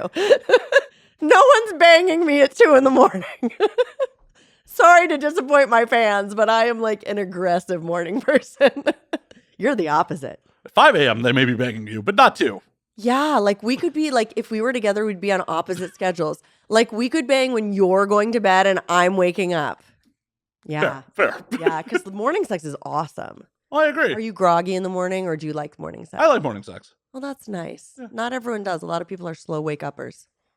If it's a Like, I'm not saying you won't have a boner. Like, I can use a morning boner, but I'm talking about like, is your brain with it? Do you have anything dirty to say to me? Like, are you there? I mean, Because I'm like, I wake up like annoying. I'm like, if you're I waking me open up, my eyes and I'm like, hi, let's have a real conversation. I'm really annoying. if you're waking me up for sex, I'll be there. If you're Cool, if cool, you're waking me up cool. to go to work, fuck off. Cool. Okay, no, nobody wants. I've never asked anyone to go to work in my life unless it's for sex, but that's different. Right. That's a whole different thing. We have tangents off AVN. AVN, we got this. I'm gonna reel it back. It's tough. Good luck. I've done this once or twice, thankfully. See, I'm even like 10 minutes later remembering what Good, 'cause topic I we were didn't. on. I did not. Thankfully, I'm the host, and Yeah, I can be irresponsible over here with my lovely whiskey. Mm-hmm. if you want more, feel free. I'm almost done. Once I finish this one, I'm going to request a fresh ice cube. That is more than fine. Oh, There is more than one ice cube. Finish this AVN story, So- though. Yeah, 18, I just made an anthology of, and I felt was 17's question was, Like, what was your wildest AVN moment? Fun. Like, what, at the convention, whatever. And some people had some really fun stories. Yeah. 18 was like asking people what their acceptance speech was, if they were going to win, if they won an AVN or not. Like, I wish people had better acceptance. the really silly part about that one is 18 is the year I ran on stage and bombed in front of the industry, and I had nothing to say when I accepted the award. Ooh, what'd you accept? I must have been there. Best comedy when Jews Love Black Cock won. I went up and bombed in front of the whole fucking I industry. don't remember you bombing, so that's great. Well, it's a really weird bombing because I'm bombing. I have nothing good to say. A bunch of my friends are giving me standing ovations from the orchestra pit because it's just like, because I was dressed like a fucking rabbi. Yeah. So yeah. Everyone's just like, holy fuck, Slayer. And I'm just like, I don't know what. Abella Danger, why are you not on stage right now? So you literally did not think you were going to have to give that speech. Well, because every other like category where the whole cast went up. Sure. And we win. I start giving a standing ovation. Ike Diesel's sitting behind me and he's like, dude, you're in this movie. Go up. I'm like, right. Yeah. Sometimes for those, I get shy and I'm like, is it going to take me too long to get to the stage when I'm such an ancillary player? But like, you did it. You got up there. Yeah. Yeah, unfortunately, I was the only one who got up there. No. Yeah. Have you not seen this footage? No. When we get off air, I'll show Although, like, I'm sure I was there. Why don't I remember? I don't know. But yeah, I was the only one who... I need to rewatch this. Yeah. I was the... Well, luckily, no one remembers your shame. Oh, some people do. Okay, So, I was trying to be nice. some people do. Some people I don't remember your shame. So I get up there and they hand me the trophy because I'm expecting, Yeah. like, Abella's in the front row. She starred in the film. A bunch of other people that... Why did she not stand up? I don't know. Oh my God. I need to ask her next time I see her. Let's call her on. Literally, Call her right now and ask her. 5 years ago, Abella. Abella, in 2018, when they called, that'd be a funny phone call. Well, and the best part is, like, as I'm bobbing, I'm like, she's in the front row. I'm like shooting daggers at her with my eyes. Literally in the front row. Yeah, like, and laughing and clapping. I'm like, yeah. You're in this movie. I played your father. I had a non-sexual. Like, why are you not up here? Yeah. And like, I'm just kind of like, Oh, your dick wasn't even out in the film? I have never had sex on film. Not once. Is that true? That is true. My dick has never been on film. Not even in like OnlyFans film? Not only even in OnlyFans. Clips for sale? Nothing. In 10 plus years, I've managed to keep my dick off film. Wow. That's actually really impressive. I know. People keep saying. Because I know people have asked to have your dick on film before. I know. I have turned down actual sex. I really feel like a slut right now. Don't. You're like the least slutty person in this room. Oh no, I put out On with film. I put out with I'm not saying you're not a whore in your private life. You are. Don't get me wrong. But like, wow. Because like, I don't know if so like for the people that are listening, OnlyFans kind of changed the game in terms of like needing dick all the time. So like anyone, I don't care if you show your face, if you don't show your face, I don't care anything about, like, dick has never been such a hot commodity. And you're like a trusted individual who's in porn. Yeah. So like you're kind of like the perfect OnlyFans dick, because if I'm being honest, unless you're like Johnny Sins or Dredd, it doesn't really matter if you're a male performer. So like you have the top male performers and they'll sell really, really well for me. Then everyone else sells not well. Right. And then I know you're not like a civilian, and I say civilian because it just means non-porn person. We use the term like, here all the time. The stranger, civilian, not recognizable dick, if you want to say it that way, is like fucking gold. So I'm sure people are on your crotch all the time. It happens on occasion. Like I've had a couple of performers be like, I really want to fuck you, but only for my OnlyFans. And I'm like, nah, I'm cool then. Wow. Like I've been like, nah, I'm cool. And it's just a weird thing. Like, it's not your jam. Well, it's not my jam. You don't want to be used for your cum like a whore. I'm not even really like it's. I'm just teasing you. It's just a weird situation now. I'm gonna finish the AVN story real quick, and then we're gonna come back to this. Oh my God, I forgot again. Good Lord. I've done this once or twice, thankfully. So, bombed all that fun shit. Yeah. I've ended my speech with, "Where the fuck is Joanna Angel?" Yeah. Joanna eventually makes, because she was at a table in the way back. She eventually makes. What? She eventually makes her way to the stage, gives her actual fucking speech, and then we go backstage where Joanna's a little angry at me. Why? In the moment, she felt like I had kind of shat on her spotlight. But she wasn't up there. What? Yeah, I know. And the really ironic part is we had done a podcast before AVN, and she's like, "Oh yeah, if we win, you can go up." Huh? Was she really mad though? She was over it like a day later. Oh, okay, good. But in the moment, she was pretty fucking pissed at me. Oh my God. And I saw it, and I just like she's doing like the you do the backstage pictures with Yeah, and I got the fuck out of the way of that. Right, of Like, course. For the backstage interview, I tried not. Was she the director or the main character? Both. Like, for the backstage interview, I tried not to actually be part of the interview. I just they forced me on mic for it. I'm like, yeah. And I just gave Joanna all the credits. Great. Yeah, Joanna. Yeah. Because I'm like, ooh, I may have fucked up here. Ooh. But they're like, you're right. Usually like the whole cast goes up, like 10, 20, 30 people. I'm sorry that you got left up there all on your own. I mean, it's pretty funny. And of course, 18 is the first year that they live streamed AVN. So BA's publicist is blowing up my phone while I'm backstage. Oh my God. Like, what the fuck was that? What do you mean? What the fuck? I don't know. How many seconds or minutes were you up there before anyone else got up there? Oh, probably a good 30, 45 seconds. Because there was definitely a point where I turned to the presenters like, the fuck am I supposed to do? What am I supposed to do? Yeah, and that's why I turned to the mic like, where the fuck is Joanna Angel? Like, because I... Okay, so yeah, you're like, Joanna, come on up. Like, yeah. she was just making... Bella, come on up. Joanna was just glad-handing her way, like, from the back, unfortunately. Right, yeah, like, struggling her way up. Yeah, it was... They should make sure that everyone that's going to win is in the first couple rows. Well, as Peter Warren stated, because they can't tell you if you're going to win or not. Right. Joanna asked him, like... kind of like telling you if you're going to win. Yeah, Joanna's like, should I be sitting in front? She's like, I can't tell you. And like... Of course you can. So she's sitting at a table in the way back. And I was literally third row center in the orchestra pit. So it was easy for you. And in my mind, I walked up there calmly. If you look at the footage, I ran on stage. Did you really? Apparently, I felt I was like, no, I'm holding onto my fucking hat and like beelining it up the fucking stage. No.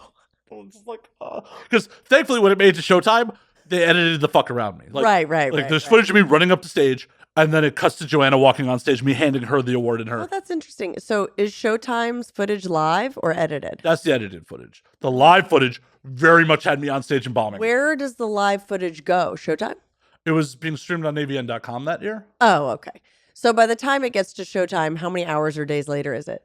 6 months. 6 months? Oh, yeah. Has this AVN aired? Yes. Yeah, oh, yeah. Yeah, because I feel like Howard Stern had a clip of my acceptance speech on. But yeah. I was the Meryl Streep of incest, so you know. Oh, thanks, wow. Howard. Nice. Nice. Yeah. My PR guy is like, well, you got on Howard Stern, but... It's a bummer that they did say some nice things, so that's good. It's a bummer that they didn't actually have you on to talk about it. Wouldn't that be nice? They used to have porn girls on all the time, but I've never been invited. Boo. Boo. Come on, Howard Stern. Let me on. And we're going to now fast forward back to the OnlyFans thing that we segued back to AVN. Yeah, how everyone must be on your jock. So it's OnlyFans dick. It's one of those things where, like, at this point, I don't even consciously know why I say no. Well, if it's not in your heart, you should say no. You should never say yes to anything you're not, like, feeling enthusiastically, especially when it comes to sex. But I have to, like, examine why I'm not enthusiastic about it. Because it started off with, as I got in, there was only studio work, and I never wanted to be male talent. I don't think I could be studio male talent. I think, gosh, I hope this doesn't sound messed up. I think it takes a certain personality type. It's not even about, like, the size of your penis or blah, blah, blah, whatever. Like, all of those things are factors.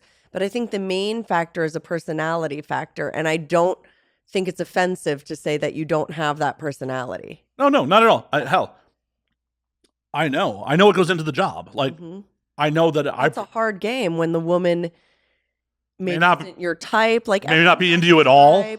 And they might be obviously not into you. And they might have poor hygiene, or they might be crying on the phone. They might be doing whatever it is that turns you off, and yet you still have to perform with them. As I like to say, like, there's just something in male talent's brain where, like, you be like, yo, go fuck that brick wall. They're like, I'm going to go fuck that. I'll go fuck that brick wall. They can do it. Right. Yeah. And it's like, I've had sex in public before, but there's been times where it's like, oh, this was really hot and it worked really well. There was other times where, like, I was pushing rope and, like, I eventually got there, but not in a film production ready type. Right. And then, like, you're saying the right things and you're posing the right way and you're open the right way and all these other, like, distracting and or uncomfortable things in conjunction with that. Right. It's like, I enjoy sex quite a bit, but I also like to choose who I have sex with. I often make really bad decisions. But still, and in my private life, I like to have sex for however long I want to have Right. sex for. And I come really quickly, and sometimes I'm a one and done girl, and I might only want to have, I know this is crazy, but like 5 minutes of sex. Sometimes I might want to have an hour of sex or 2 hours of sex, but a lot of times I want to have a short amount of sex. Right. And that's not appropriate for film. Right. There's so much artificial that goes into it. And it's just like, at the end of the day, when I got in, because it was only studio work, male talent didn't really get to pick who they worked with. No, and even it's getting a little better now, but only for the top guys. You don't really get to pick. Right.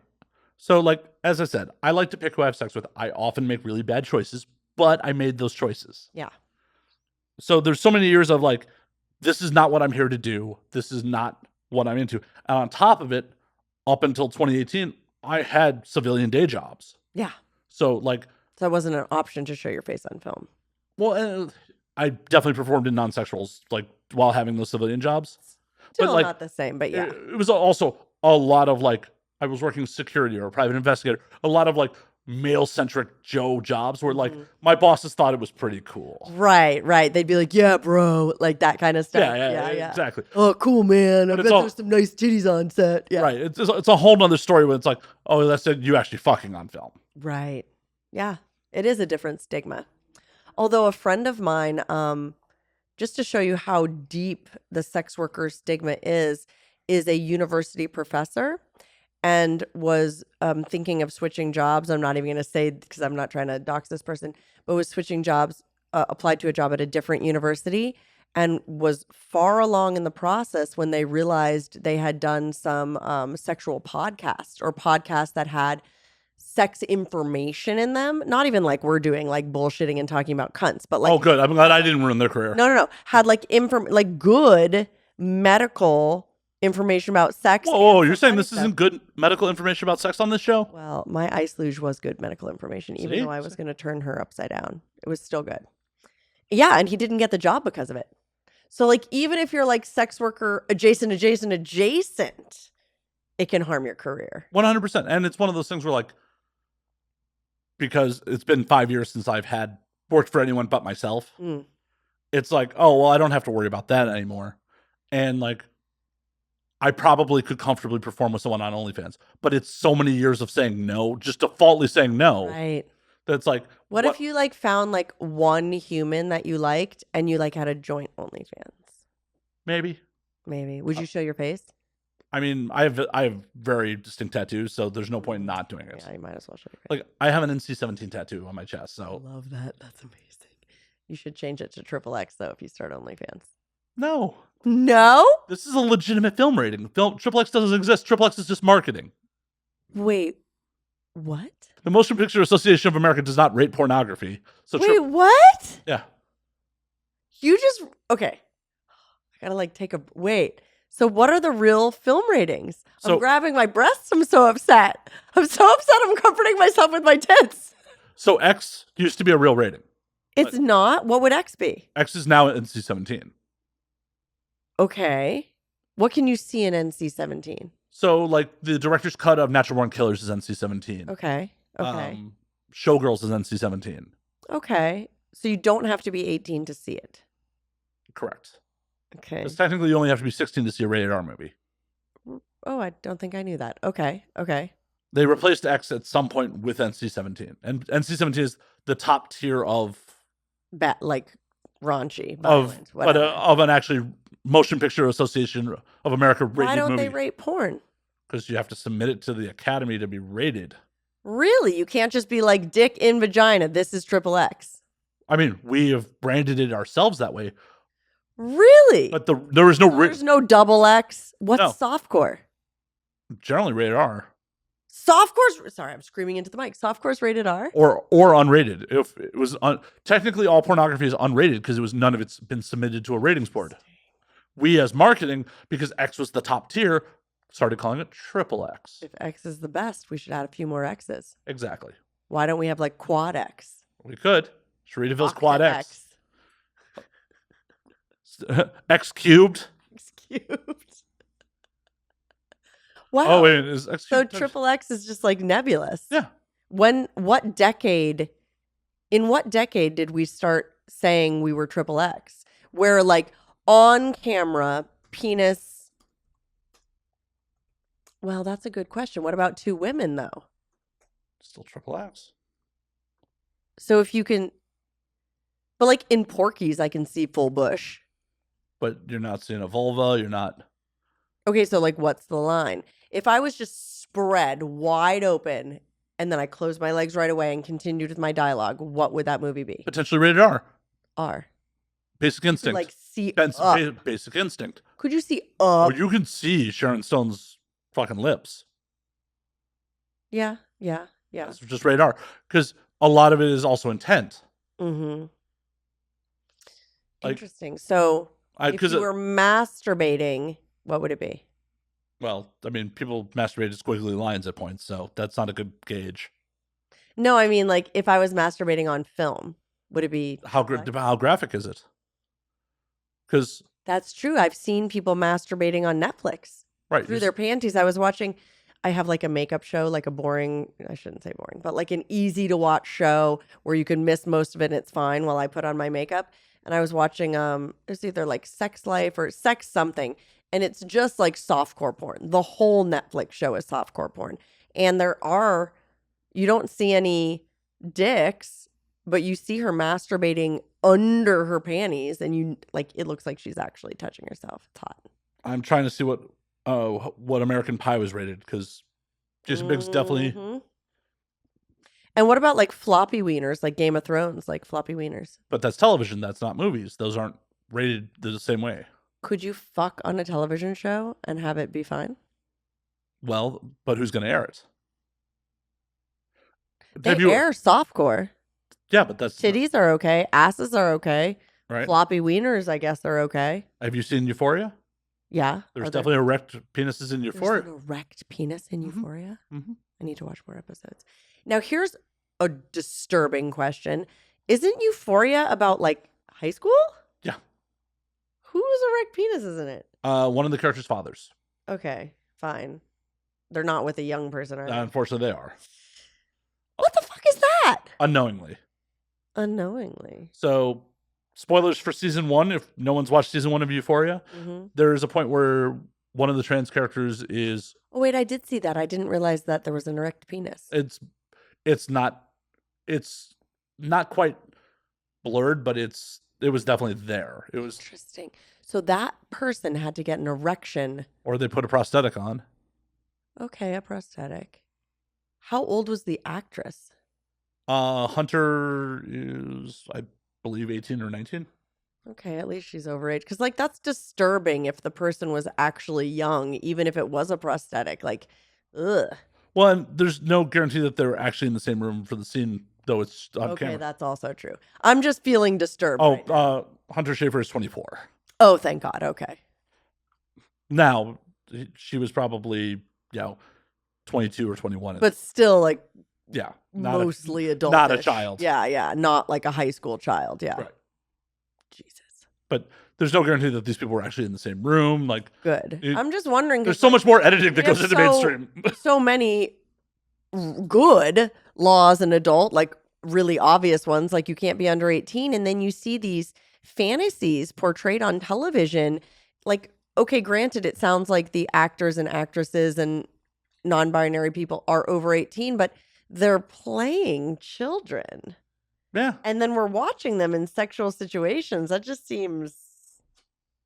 Yeah, it's not good. I mean, but it's also the intent of the art. The intent of the art for what we create is sexual gratification, right? So you're telling me people aren't jerking off to those Euphoria scenes? I'm not saying that. I'm saying the intent of it. Because, like, I jerked off to The Princess Bride when I was a kid. Do you know what I mean? Like, people are jerking off to everything. You jerked off to a rodent of an unnatural size? Jerk off to The Princess Bride? Did you ever jerk off to The Princess Bride? I did not. Andre the Giant isn't my jam.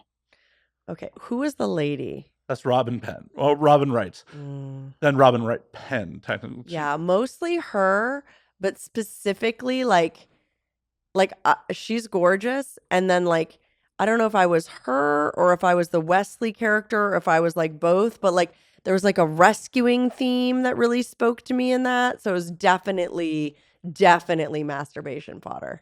Oh, yeah. The rodents of unusual size didn't really play into it much, but... overall, good movie for masturbation. I was just throwing out random things. Make it weird. Just make it weird. Can I please have another ice cube? Yes, we will. Thank you. Be back in a moment. Be back in a moment. And we're back. We have We're ice back. cubes. Yeah. But yeah, with the pop culture, like the intent of what we make is sexual gratification. Yes, people can masturbate to anything. I understand, but if you're showing something that's highly sexual on television,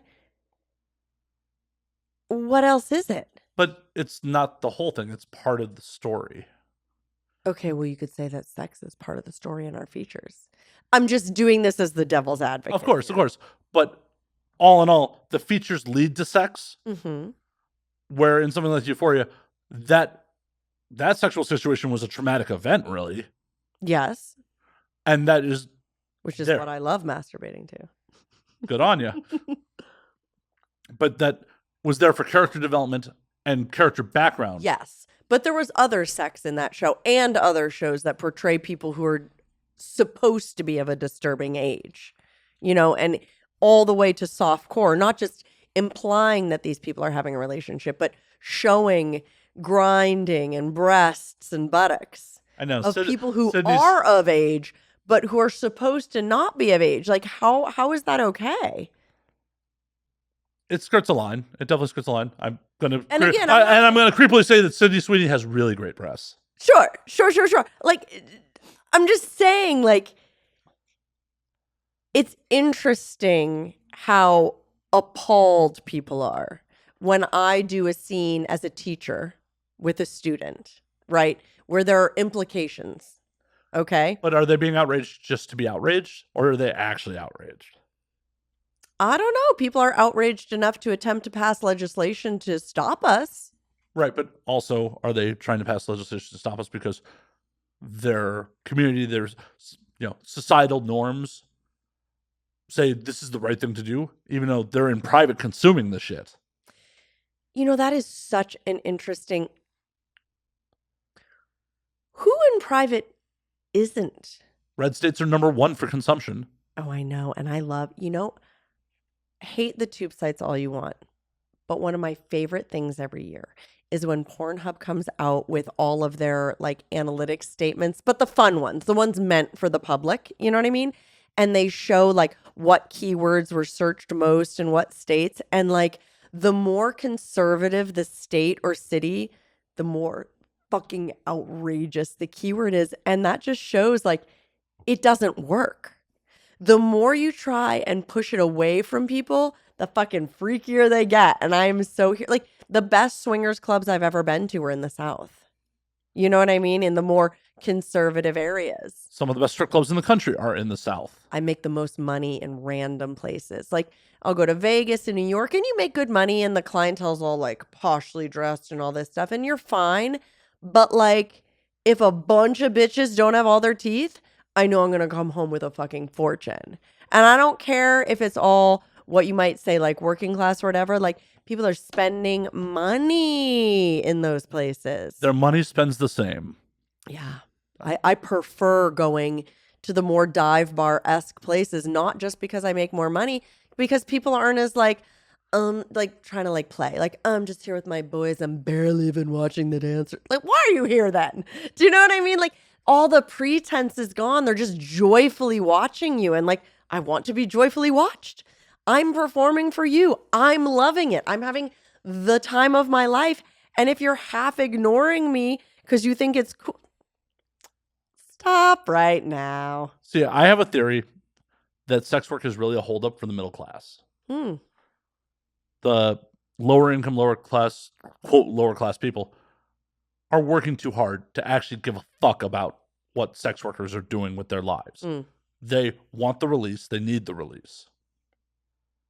The upper class, they obviously all indulge. Who else is paying? Oh, yeah. The upper class, I mean, all of my friends, like we could make, between the two of us, we know in-person sex workers that have had sex with every congressman, every senator, like every famous person. Like it's just all of the rich people. I mean, I definitely know all of the rich people. I know someone who's definitely making $50,000 a night as an in-person. Absolutely.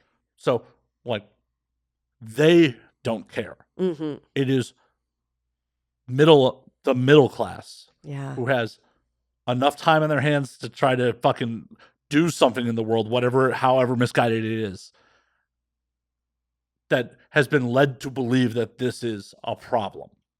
Yeah, and led to believe a lot of times by religion that's entire purpose is population control. Right. So it totally makes sense. The people at the top are not going to listen to the population control. They're at the top. They can do whatever they want.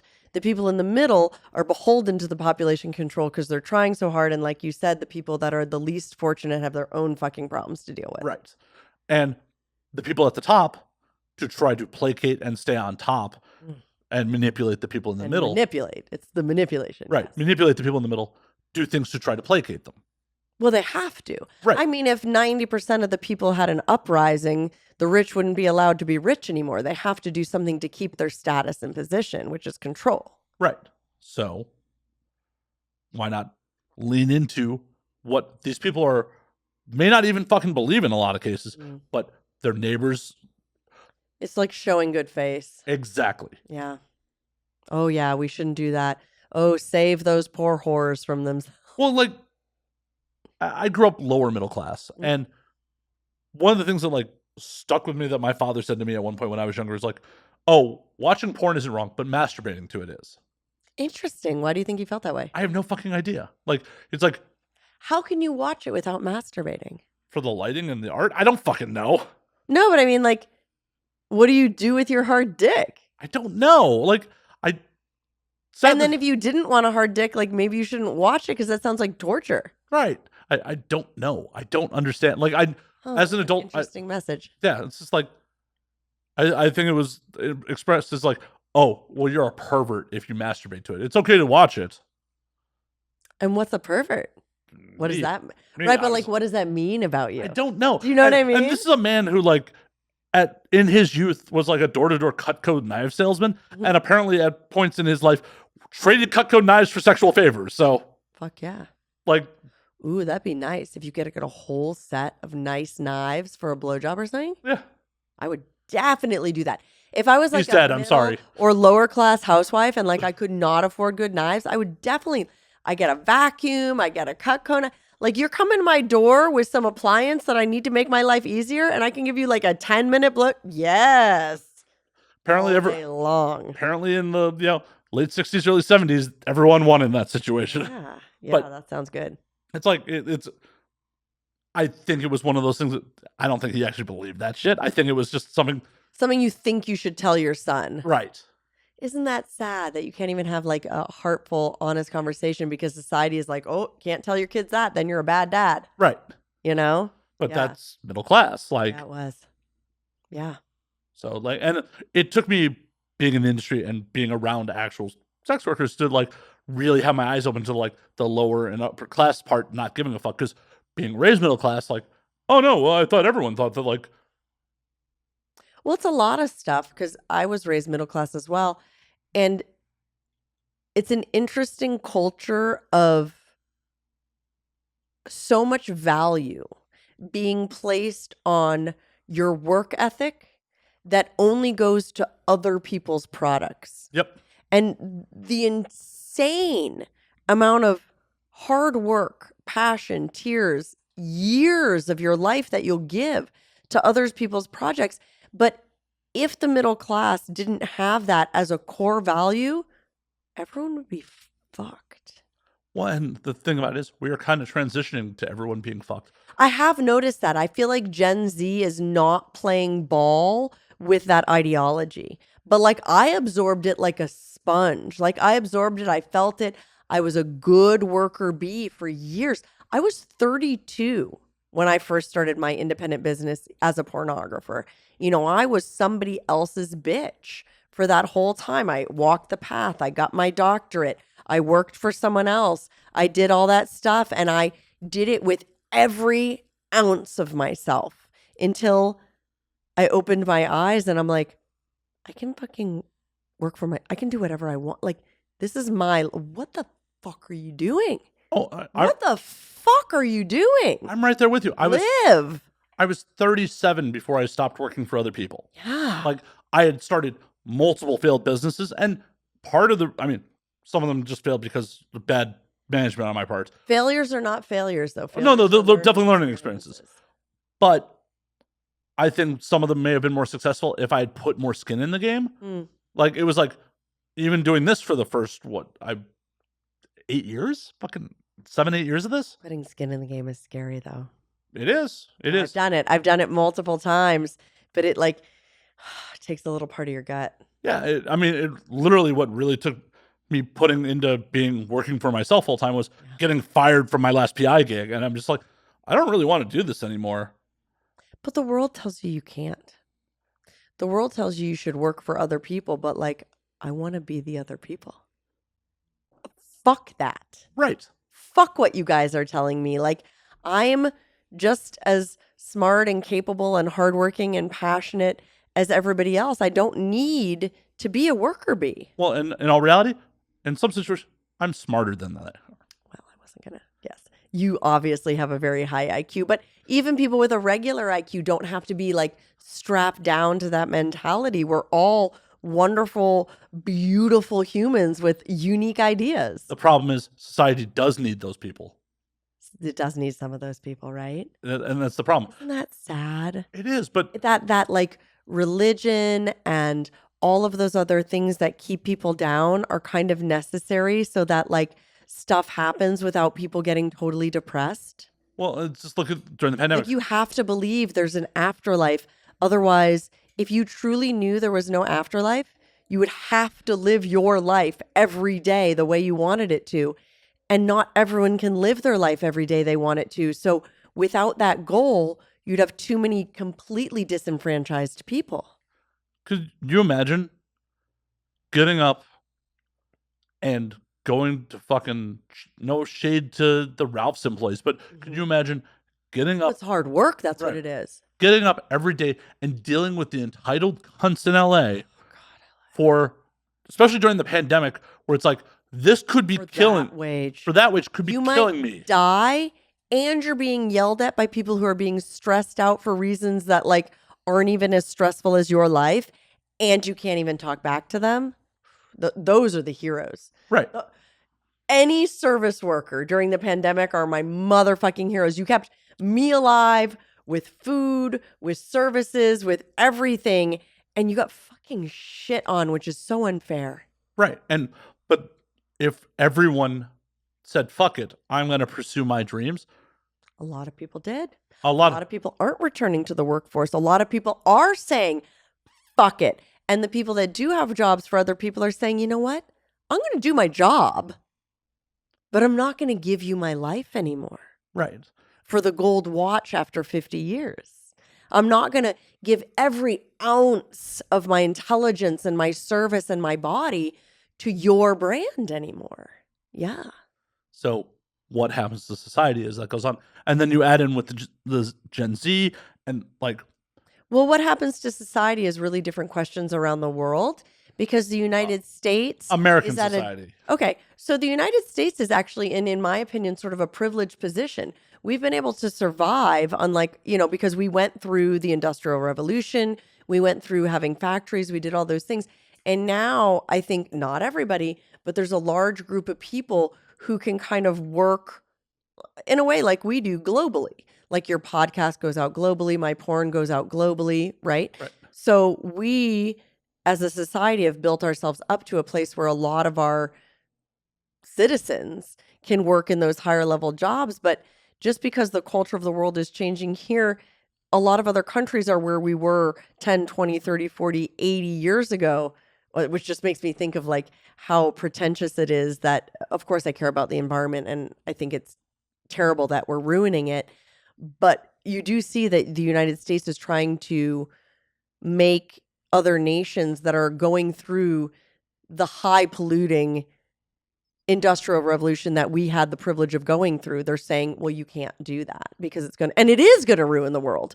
But like, we're saying that from this grotesque privilege. And we're also still doing it. Well, yes, but we're doing it like as we back off from it because we have money and infrastructure. We're like, well, you have to too. We're not backing off from it that hard. The U.S. military is one of the largest polluters in the world. Is it really? That's disgusting. Yeah. Worldwide or just in the United The States? world. No, I believe you. You're good at facts. Yeah, it's. But I just think it's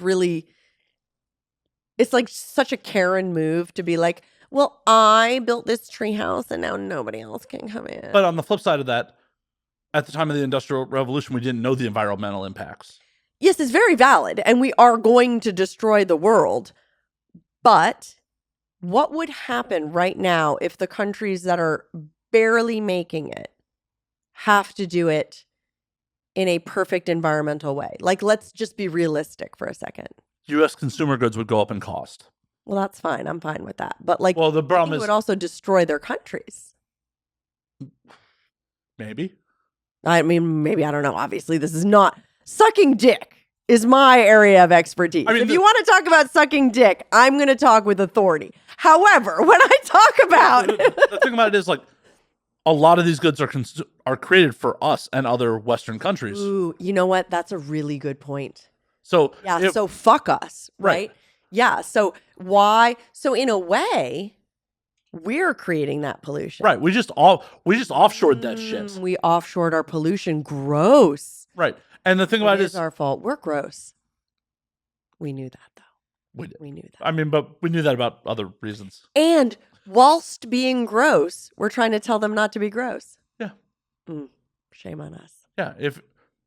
How many? Like, I could Google it, but how many consumer goods created in China, Taiwan come west? All of them. Right. This cup, your whiskey. Well, that came west by me, but Still. Probably your hat. probably. And it's one of those things where, like, This is American made, and it was like $100. right, because we have to pay American wages. Yeah. If we wanted them to do it cleanly, we would have to pay effectively American wages in these other countries. Mhm. Well, you may be in a privileged position where you could afford to do that, but our Ralph's employees certainly can't. Are you going to now deny our Ralph's employee their iPhone? Well, see, that's the other thing. Don't you feel like it's the rich white people who are like, oh, well, you should only buy blah, blah, blah, blah, blah. And like in the meantime, like how the fuck are you going to afford to feed your goddamn family? Right. Like, let's get realistic here. Well, You know, you shouldn't shop at so-and-so. It's cheaper. And I have 5 children. Well- so eat a dick. and on top of it, I thought this was capitalism. I thought the free market was correct. Yeah, it doesn't though, does it? Oh yeah, it's correct. I'm going where it's cheap because that's what I can fucking afford. Yeah. I can't afford Erewhon. Yeah. It corrects for certain things, but it certainly doesn't correct for ethics, does it? Oh no, ethics is not where it's correctable. Like, that's why we need some regulation, because otherwise motherfuckers be like, oh, well, if I cut this wine with antifreeze, I can make more of it and sell more of it. If I kill a couple people, meh. When I was young and idealistic and I thought humans were like inherently good, I was super libertarian because I felt like if you just let me, like as an ethical me, do whatever I want, I wouldn't fuck it up. So why do we need a nanny, right, to regulate us? And then I got older and realized that like a lot of people are genuinely dark and we do need regulations because they will fuck us all. Right. And Which is sad though, because like the libertarian viewpoint is like beautiful, but it's slightly naive because we're not good enough. And the best part is, anecdotally, that proves everything I say about almost every libertarian I know, that they're some of the best people I know. Right. Because like if everyone was like me, it wouldn't be a fucked up planet. Right. But like that is not reality. I mean, we had a kind of conversation about that before we got on air. It was just like, that person didn't pay you for your time? It's gross. Ethically, it's not illegal. Right. There was no contract. Nobody said they had to, but like, what does your stomach tell you? Right. Ethics, internal ethics that come even if nobody's watching. Nobody's there. Nobody's going to catch you. Nobody's going to say anything if you do or don't, and you still do it. Right. And that's why, like, when people make the argument, like, oh, that was legal or illegal. Legal and illegal. Laws are not ethical. No. At one point, it was legal to own people. Yeah. Not ethically right. Not ethical. Right. Legal. Exactly. And there's and just like the loopholes and the convoluted nature of the law, like internal ethics is honestly one of the things I look for in a human friend, in a human partner, because it's shockingly rare. Yeah. It's usually punishment-based ethics that go along with being caught, Sky Daddy the punishing me in the police, afterlife. Whether it's Sky Daddy, whether it's the police, whether it's being caught by your lover, whether it's a consequential based ethics, and I think that's fucking gross. It is, but it's how most society works. I know, and it's scary. And when I realized that is when I realized we actually really, really, really do need all the regulations to pull people back, because they will do crazy shit that will hurt other people. The problem is the regulations and the laws are not applied evenly. No, and because why? Because they're created by like every like bill that goes in, like just the fact that they're like, oh, this is a bill about everyone being allowed to drink whiskey. Great.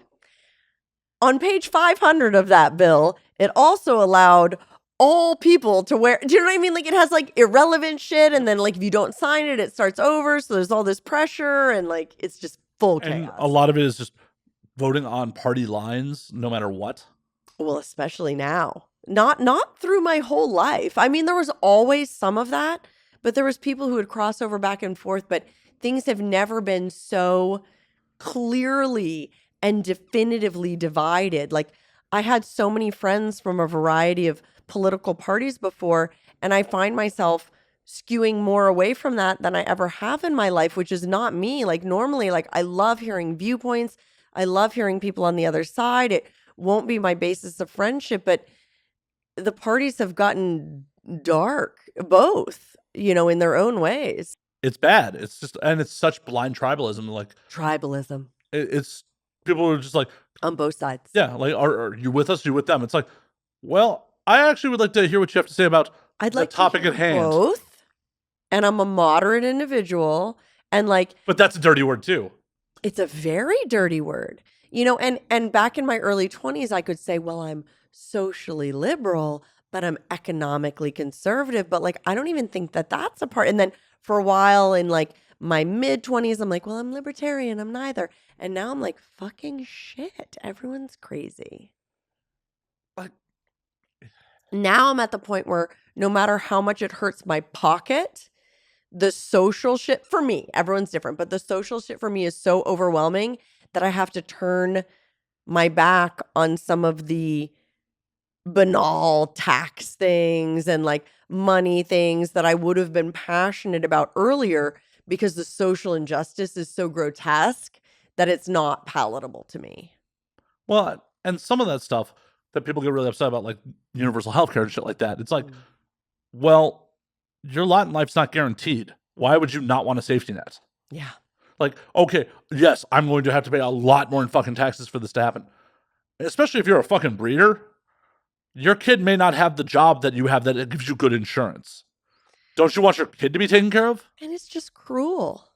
It's just cruel the way I am a physical therapist, and I did a couple of my internships in lower end Medicaid, which is government supported nursing homes. And like, it's a dark place to be in the United States. It's not something I would wish on anybody. People with bed sores that are preventable because they just didn't have the staff to turn you, to even turn your body. You are being moved so little that parts of you are rotting. Like, we're in the United States? What the fuck is that? I know. People are dying because the word unacceptable does not encompass the level of. Homes in general are just bad news. And these are like, especially when I was younger, these are like veterans. These are people who fought for us. These are that we have a social our contract elders.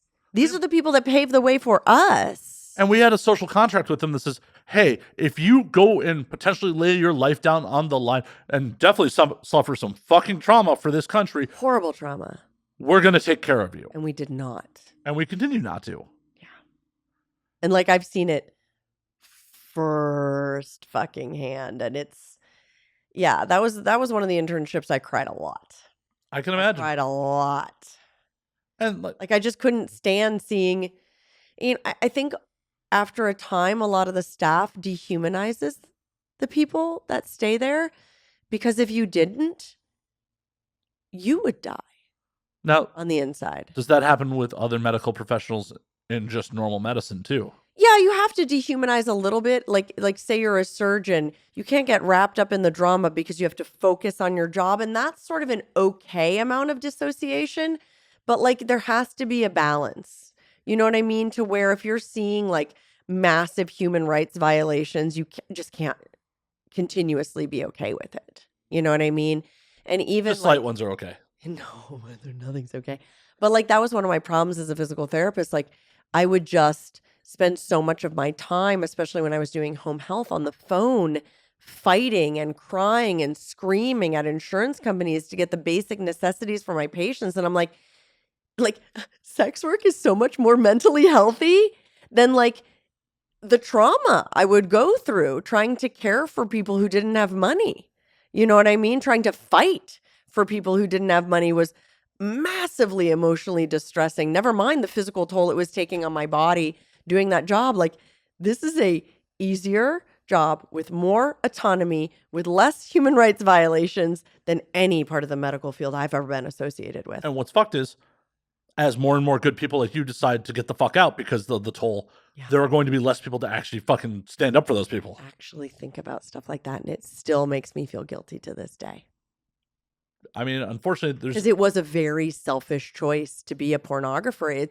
This is my life of self-love. This is my life of me. This is like Cherie's world of like that LA, like me vibe in some way, because I was raised by my family to be a really selfless person, but he was eating me alive. But at the end of the day, this is the only life you fucking get.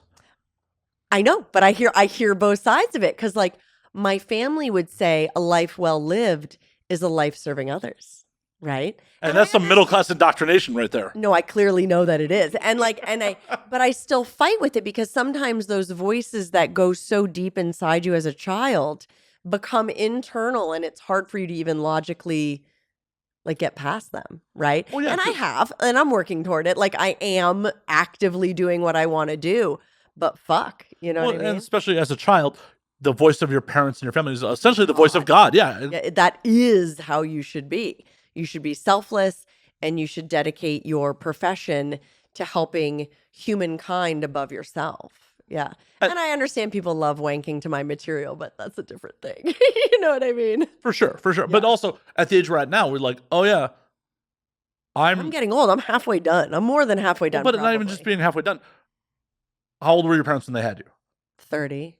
30. So you 29 and 30. Right. So you are of the age now where you were a teenager when they were this age. Do you think you have all the fucking answers now? Yeah, none of them. Right. Not one goddamn answer. Right. Yeah. Right. Isn't that a funny thing to like look back on and be like, I was X age when excuse me, I keep hiccuping because of this damn alcohol. I was X age and they were this age. I'm like, man, what would I say? And like even trying to like be a good aunt to my nieces, and like trying to like bring that, like we were playing like they were helping me build my Lego Bowser, which is just so cute. And like, you know, mistakes happen, and trying to be like, you know, mistakes are the way we learn. It's going to be really fun to take that part apart, and we're going to learn to build it better, and it's going to make a beautiful Bowser. And like there's no shit, like just trying to like almost like parent my inner child, you know what I mean? Like to do all the things that are going to hopefully set them up to like be happy with mistakes, be happy with failures, see them as opportunities, like all those things we try and pass on, you know, to our next generation. Right. But we're still very fallible human beings. I'm very fucked up. Yeah. Yeah. But not because like, oh, I'm such a like crazy, you know, but we all are. Like I'm learning every year. I'm like, damn, that bitch from last year was crazy. You know, like every year I really strive to do better at some of the things that I'm noticing are lacking. But then you notice other, and you're like, oh my God, I've been doing that for 30 years. I've been doing that for 40 years. I've been doing this. You know what I mean? Yeah. Like, I will freely admit, like, getting involved with porn, getting involved with sex work, definitely improved my life on the fact that like I was working like as a security contractor in my early 20s, and I was probably like not even probably.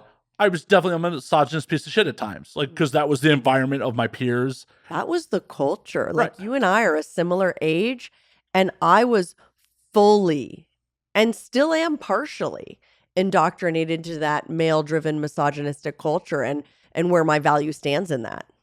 I mean, I very much remember at like 23 or 24, like one of the I worked on an armored car company. Like I delivered money on bank trucks. Very masculine. Yeah, like it is, and it was a bunch of young dudes that like worked there. And one of the tellers came to like one of the house parties we threw on a weekend, and like ended up banging one of the dudes, and like she was forever known as that. It was Harris Bank is the bank she worked at. Sure. She was forever known as Jen the Harris whore. Like For having sex with one person at a party. right. Where I'm sure the men could have done similar things and been praised. Oh, dude, the dude was fucking her. Like, fuck yeah, man.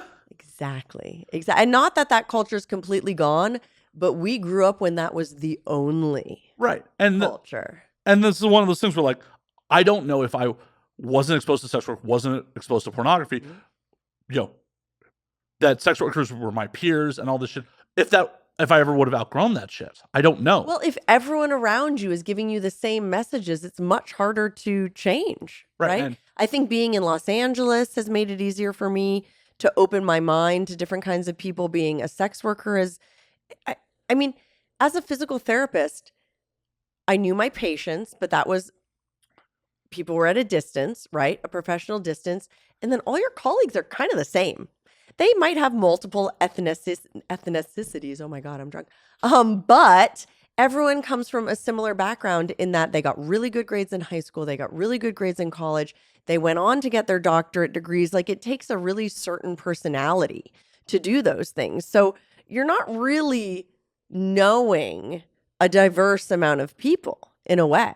You're all making a similar amount of money, and then that's it. You're completely stuck in that bubble. So being a sex worker has made me become deep friends with people that are truly different than me, which was not something that I was ever able to experience in my life before porn. Yeah, same. I mean, it's just like I grew up in Chicago around a bunch of blue collar and middle class fucking Chicagoans, and it's just like working fucking toxic male jobs. So it's just like I'm thankful that like I somehow stumbled into this opportunity, and like it really opened my eyes to a lot of bad behavior on my part.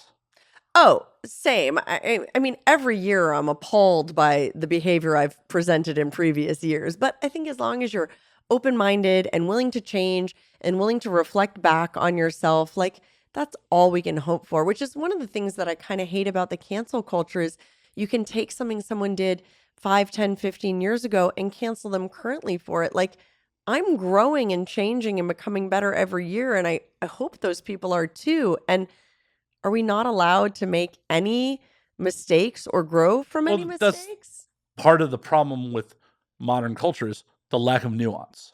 Yeah.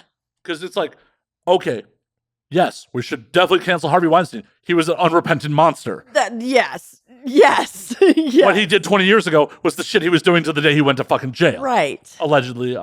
Please don't sue me. I'm sure he did, though. Yeah. He was found guilty in the court of law. Yes. He did that shit.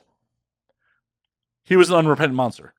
They tried to cancel James Gunn for uncouth tweets he made 15 years ago.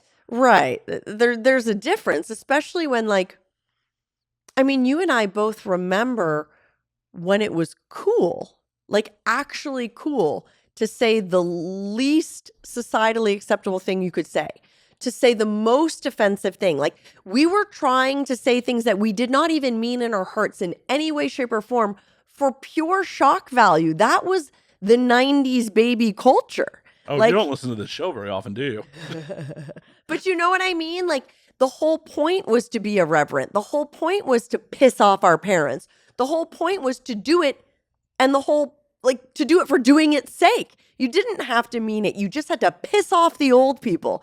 And that is not okay anymore. Yeah, I still do it. It happened fast. But you know what I mean? Yeah, but even you, I'm sure, have lines that not many you wouldn't have had before. And it's not because you didn't have those moral or ethical lines. I'm sure those lines are the same.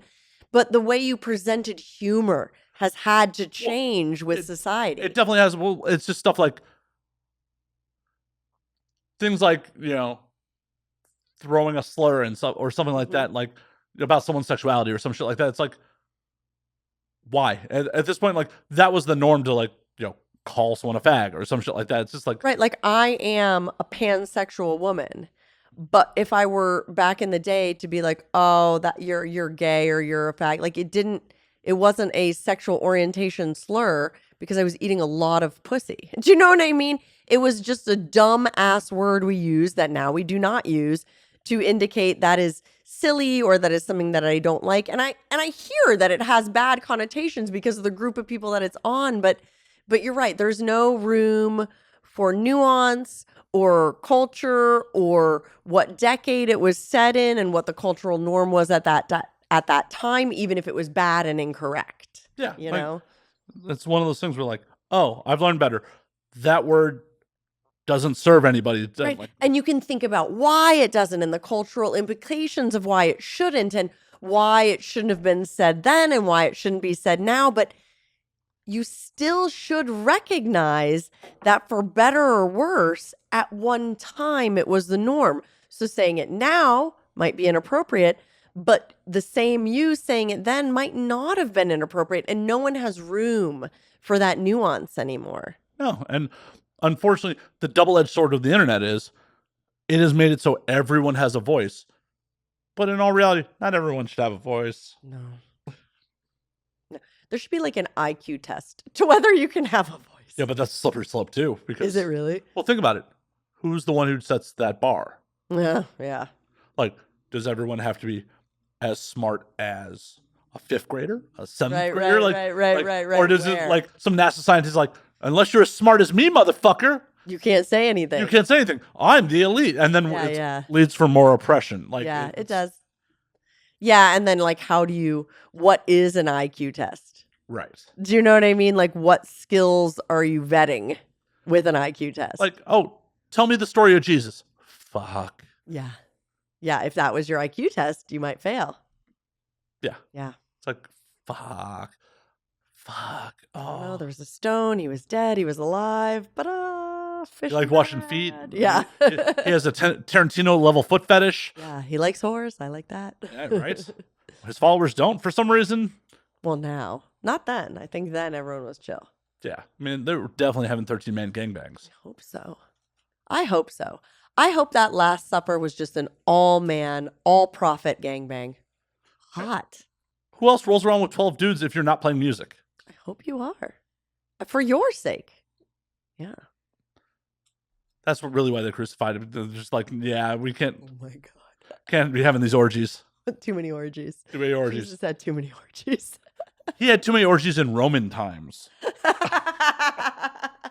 And orgies were popping. Right? Orgies were popping. All man orgies were the thing. See, now they're coming for us on that one. But that ship has sailed for me a long time ago. Fair. I mean, what are they going to do? Fire me from my own show? Fire you from you're your own boss. Are you going to fire yourself? I wish I could some days. I wish I could. Some days it's like, please, could I just fire myself? That'd be awesome. I really don't want to edit this. Yeah, you wear a lot of hats. I do. You wear a lot of hats. That's awesome. But I do too. Like, that's a thing that a lot of people don't understand about indie creators of all kinds. Like, I perform and I do the styling and I direct and I book the locations and the talent and I edit and I put it out and I market it and all of the things. I was having a conversation with someone the other day who was just like, oh, I got to go to the gym. Like, I got to be on camera. Like, you wouldn't understand. I'm like, motherfucker, I'm actually on camera more than you are. And they're like, oh, shit, you are. I'm like, that's right. Yeah. I'm on camera at least 2 hours a week, every week. Every week. Mm-hmm. At least. Snap. And they're just like, oh, I'm like, yeah, I'm fat and proud, whatever. I'd like to work out more, but whiskey. Everyone should go to the gym. It's healthy. It's not about how you look. Well, yeah, but whiskey. You can have whiskey after the gym. I could. Or I could just have more whiskey. You're like, this conversation makes no sense. Right. Like, actually, there were definitely points in my life where I had a good workout routine. I'm one of these people, like, because of how my ADD and all that shit works, is like, if I get out of a workout routine, I fall all the way out of it. Yeah, you're either in or out. Yeah, like It's either like part of your routine till you die or nothing. exactly. And it was one of those things where like when I first, shortly after I moved to Vegas, like one of my buddies like, oh, we should get a gym membership. I spent so much fucking money on the thing, and I had free time at the time. Yeah. Because it's just like I was on set occasionally, I was roadieing occasionally, I was working my day job like 32 hours a week. I had Still a lot to do. Right. But compared to how much I work now, Yeah. I had plenty of free time. So I was like, yeah, I can drive to the gym every fucking day. Like, Yeah. fucking put in like an hour and a half every day. That's cool. Like, yeah. I try and do 4 days a week. I really was on like 5 to 6 days a week every Fucking awesome. fucking day. And then Sometimes I do, but not often. I'd like to. It's just, busy. yeah, and then Busy. these days, because it's like I do this, I edit for people, I am just constantly working. Moving, working. The idea of like, oh, I should probably go work out. It's just like, no. For me, though, it's so good for my mental health. Even if I'm exhausted, I try and make myself do it. Well, and it's one of those things where like consciously, I know that. Consciously, like when I get in the groove, it's like, oh yeah, this is awesome. I feel good. I feel positive. Yeah. It's just getting over that hill. Like it's like over the hill and I just am running down the hill. I'm running down the hill. It's awesome. It's awesome. It's awesome. And then like I get distracted and I get off, and it's just like, oh, I don't want to climb that fucking hill again. Yeah. Yeah. I mean, my audience has fucking heard this, but it's like the Japan trip really opened my eyes that like I have to start working out again because Why the Japan trip? I blew out my fucking legs. Like I walked 11 miles in the first 2 days. Yeah. And my legs hurt the rest of the fucking trip. Like bad. Joint pain or muscular pain? Muscular pain, like a little bit of joint pain, but mostly muscular pain. And it was just like part of it was the first day I walked 5 miles with a full camera bag and a 50-pound roller bag on public trans, and like I got a fucking horrible Charlie horse deciding to carry my suitcase down a flight of stairs. Like by the time I made it to 500 meters from my hotel, the last train station, I started to walk in and I'm just like, nope. I called the cab. Cab's like, it's close. I'm like, I know. Can't do it. I just can't. Literally can't do it. Yeah, I laid down for a couple hours and then I went out. Oh, and you did it again. Thankfully not trudging all my gear. But still. Yeah, and then I went out to the bar, got dinner, like. Yeah. We're up, moving. Yeah, and then like the next day I did nothing but street photography all day. That's cool though. Yeah, and I walked like 6-7 miles. Like, did you get some cool images? Oh, you haven't seen any? When we get off air, I'll show you like the Japan gallery. Yeah. But like I love like the street fashion type vibes too. It got to a point where like I could walk a couple hundred feet and then I'd have to sit for a minute, walk a couple. And this is my third trip to Japan. Like, and when I was there in 2016, there were days we'd walk 12 miles in a day, and by the end of the day, my knees would be bothering me a little bit. But you'd be fine. You'd be fine. But this whole trip, my legs were just like dog. Young for that. It's also I've been very sedentary for the last 3 years. The pandemic fucked a lot of people up. Yeah, and there's also some fear of like maybe I have some long COVID symptoms. I don't know. Either way, you got to get in it. You got to get in it and work out and push through it. And I mean, there's nothing you can do about having had COVID. Right, exactly. But it was one of those eye openers where, like, in my mind, I'm like, I booked the trip. I'm like, oh, it's gonna suck walking a lot, but I'm on this. Yeah. And then it was just like, oh, I am in discomfort. Yeah. All the fucking time not good for a week, and like, I am too young. I'm fat, but I'm too young for. No, you're not big and you're not old, so yeah, you got to get on it. Yeah, exactly. But it was a good eye opener. It was like, yeah, I told myself when I got back, I'm like, this trip's probably gonna save my life. Well, at least extend it a little bit, and then I still haven't worked out a fucking day since I've been back. Do you have a gym membership? I have a gym in this building. In the building? I know. For the audio audience, that look is it's a look. It's a look. Get in it. Start with 1 day a week. Yeah, I know. Just don't even like have a plan for the gym. Just like arrive in it and see what happens.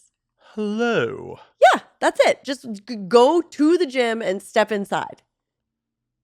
Okay, then I can take the elevator right back upstairs. That's cool. Good. If that's what happens. Do you know what I mean? But I feel like usually when people get all the way to the gym, they'll do a little something.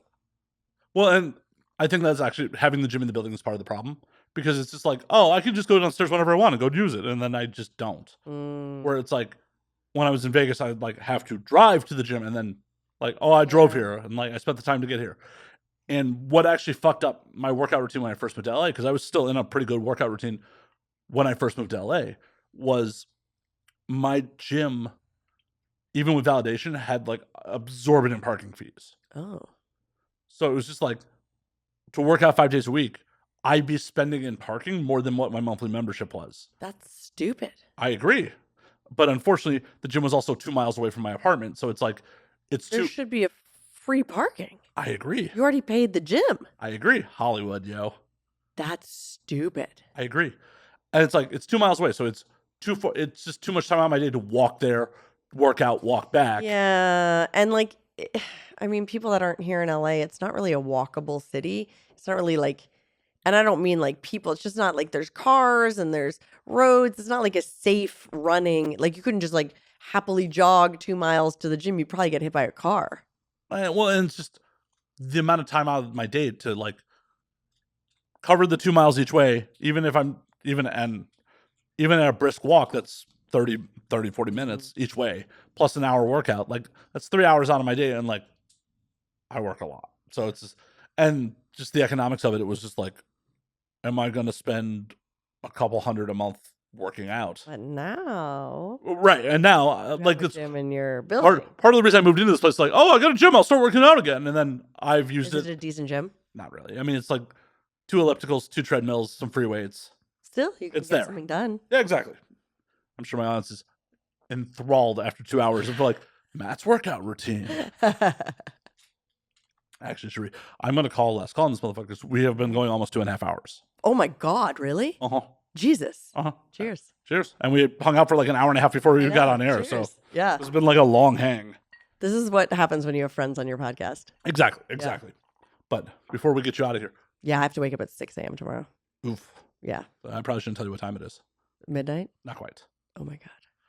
Before we get you out of here, where can they find you on the things?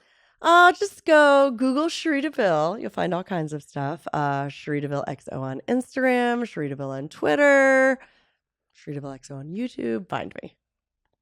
Hell yeah. Find yeah. Cherie. Yeah. Check out part of her documentary.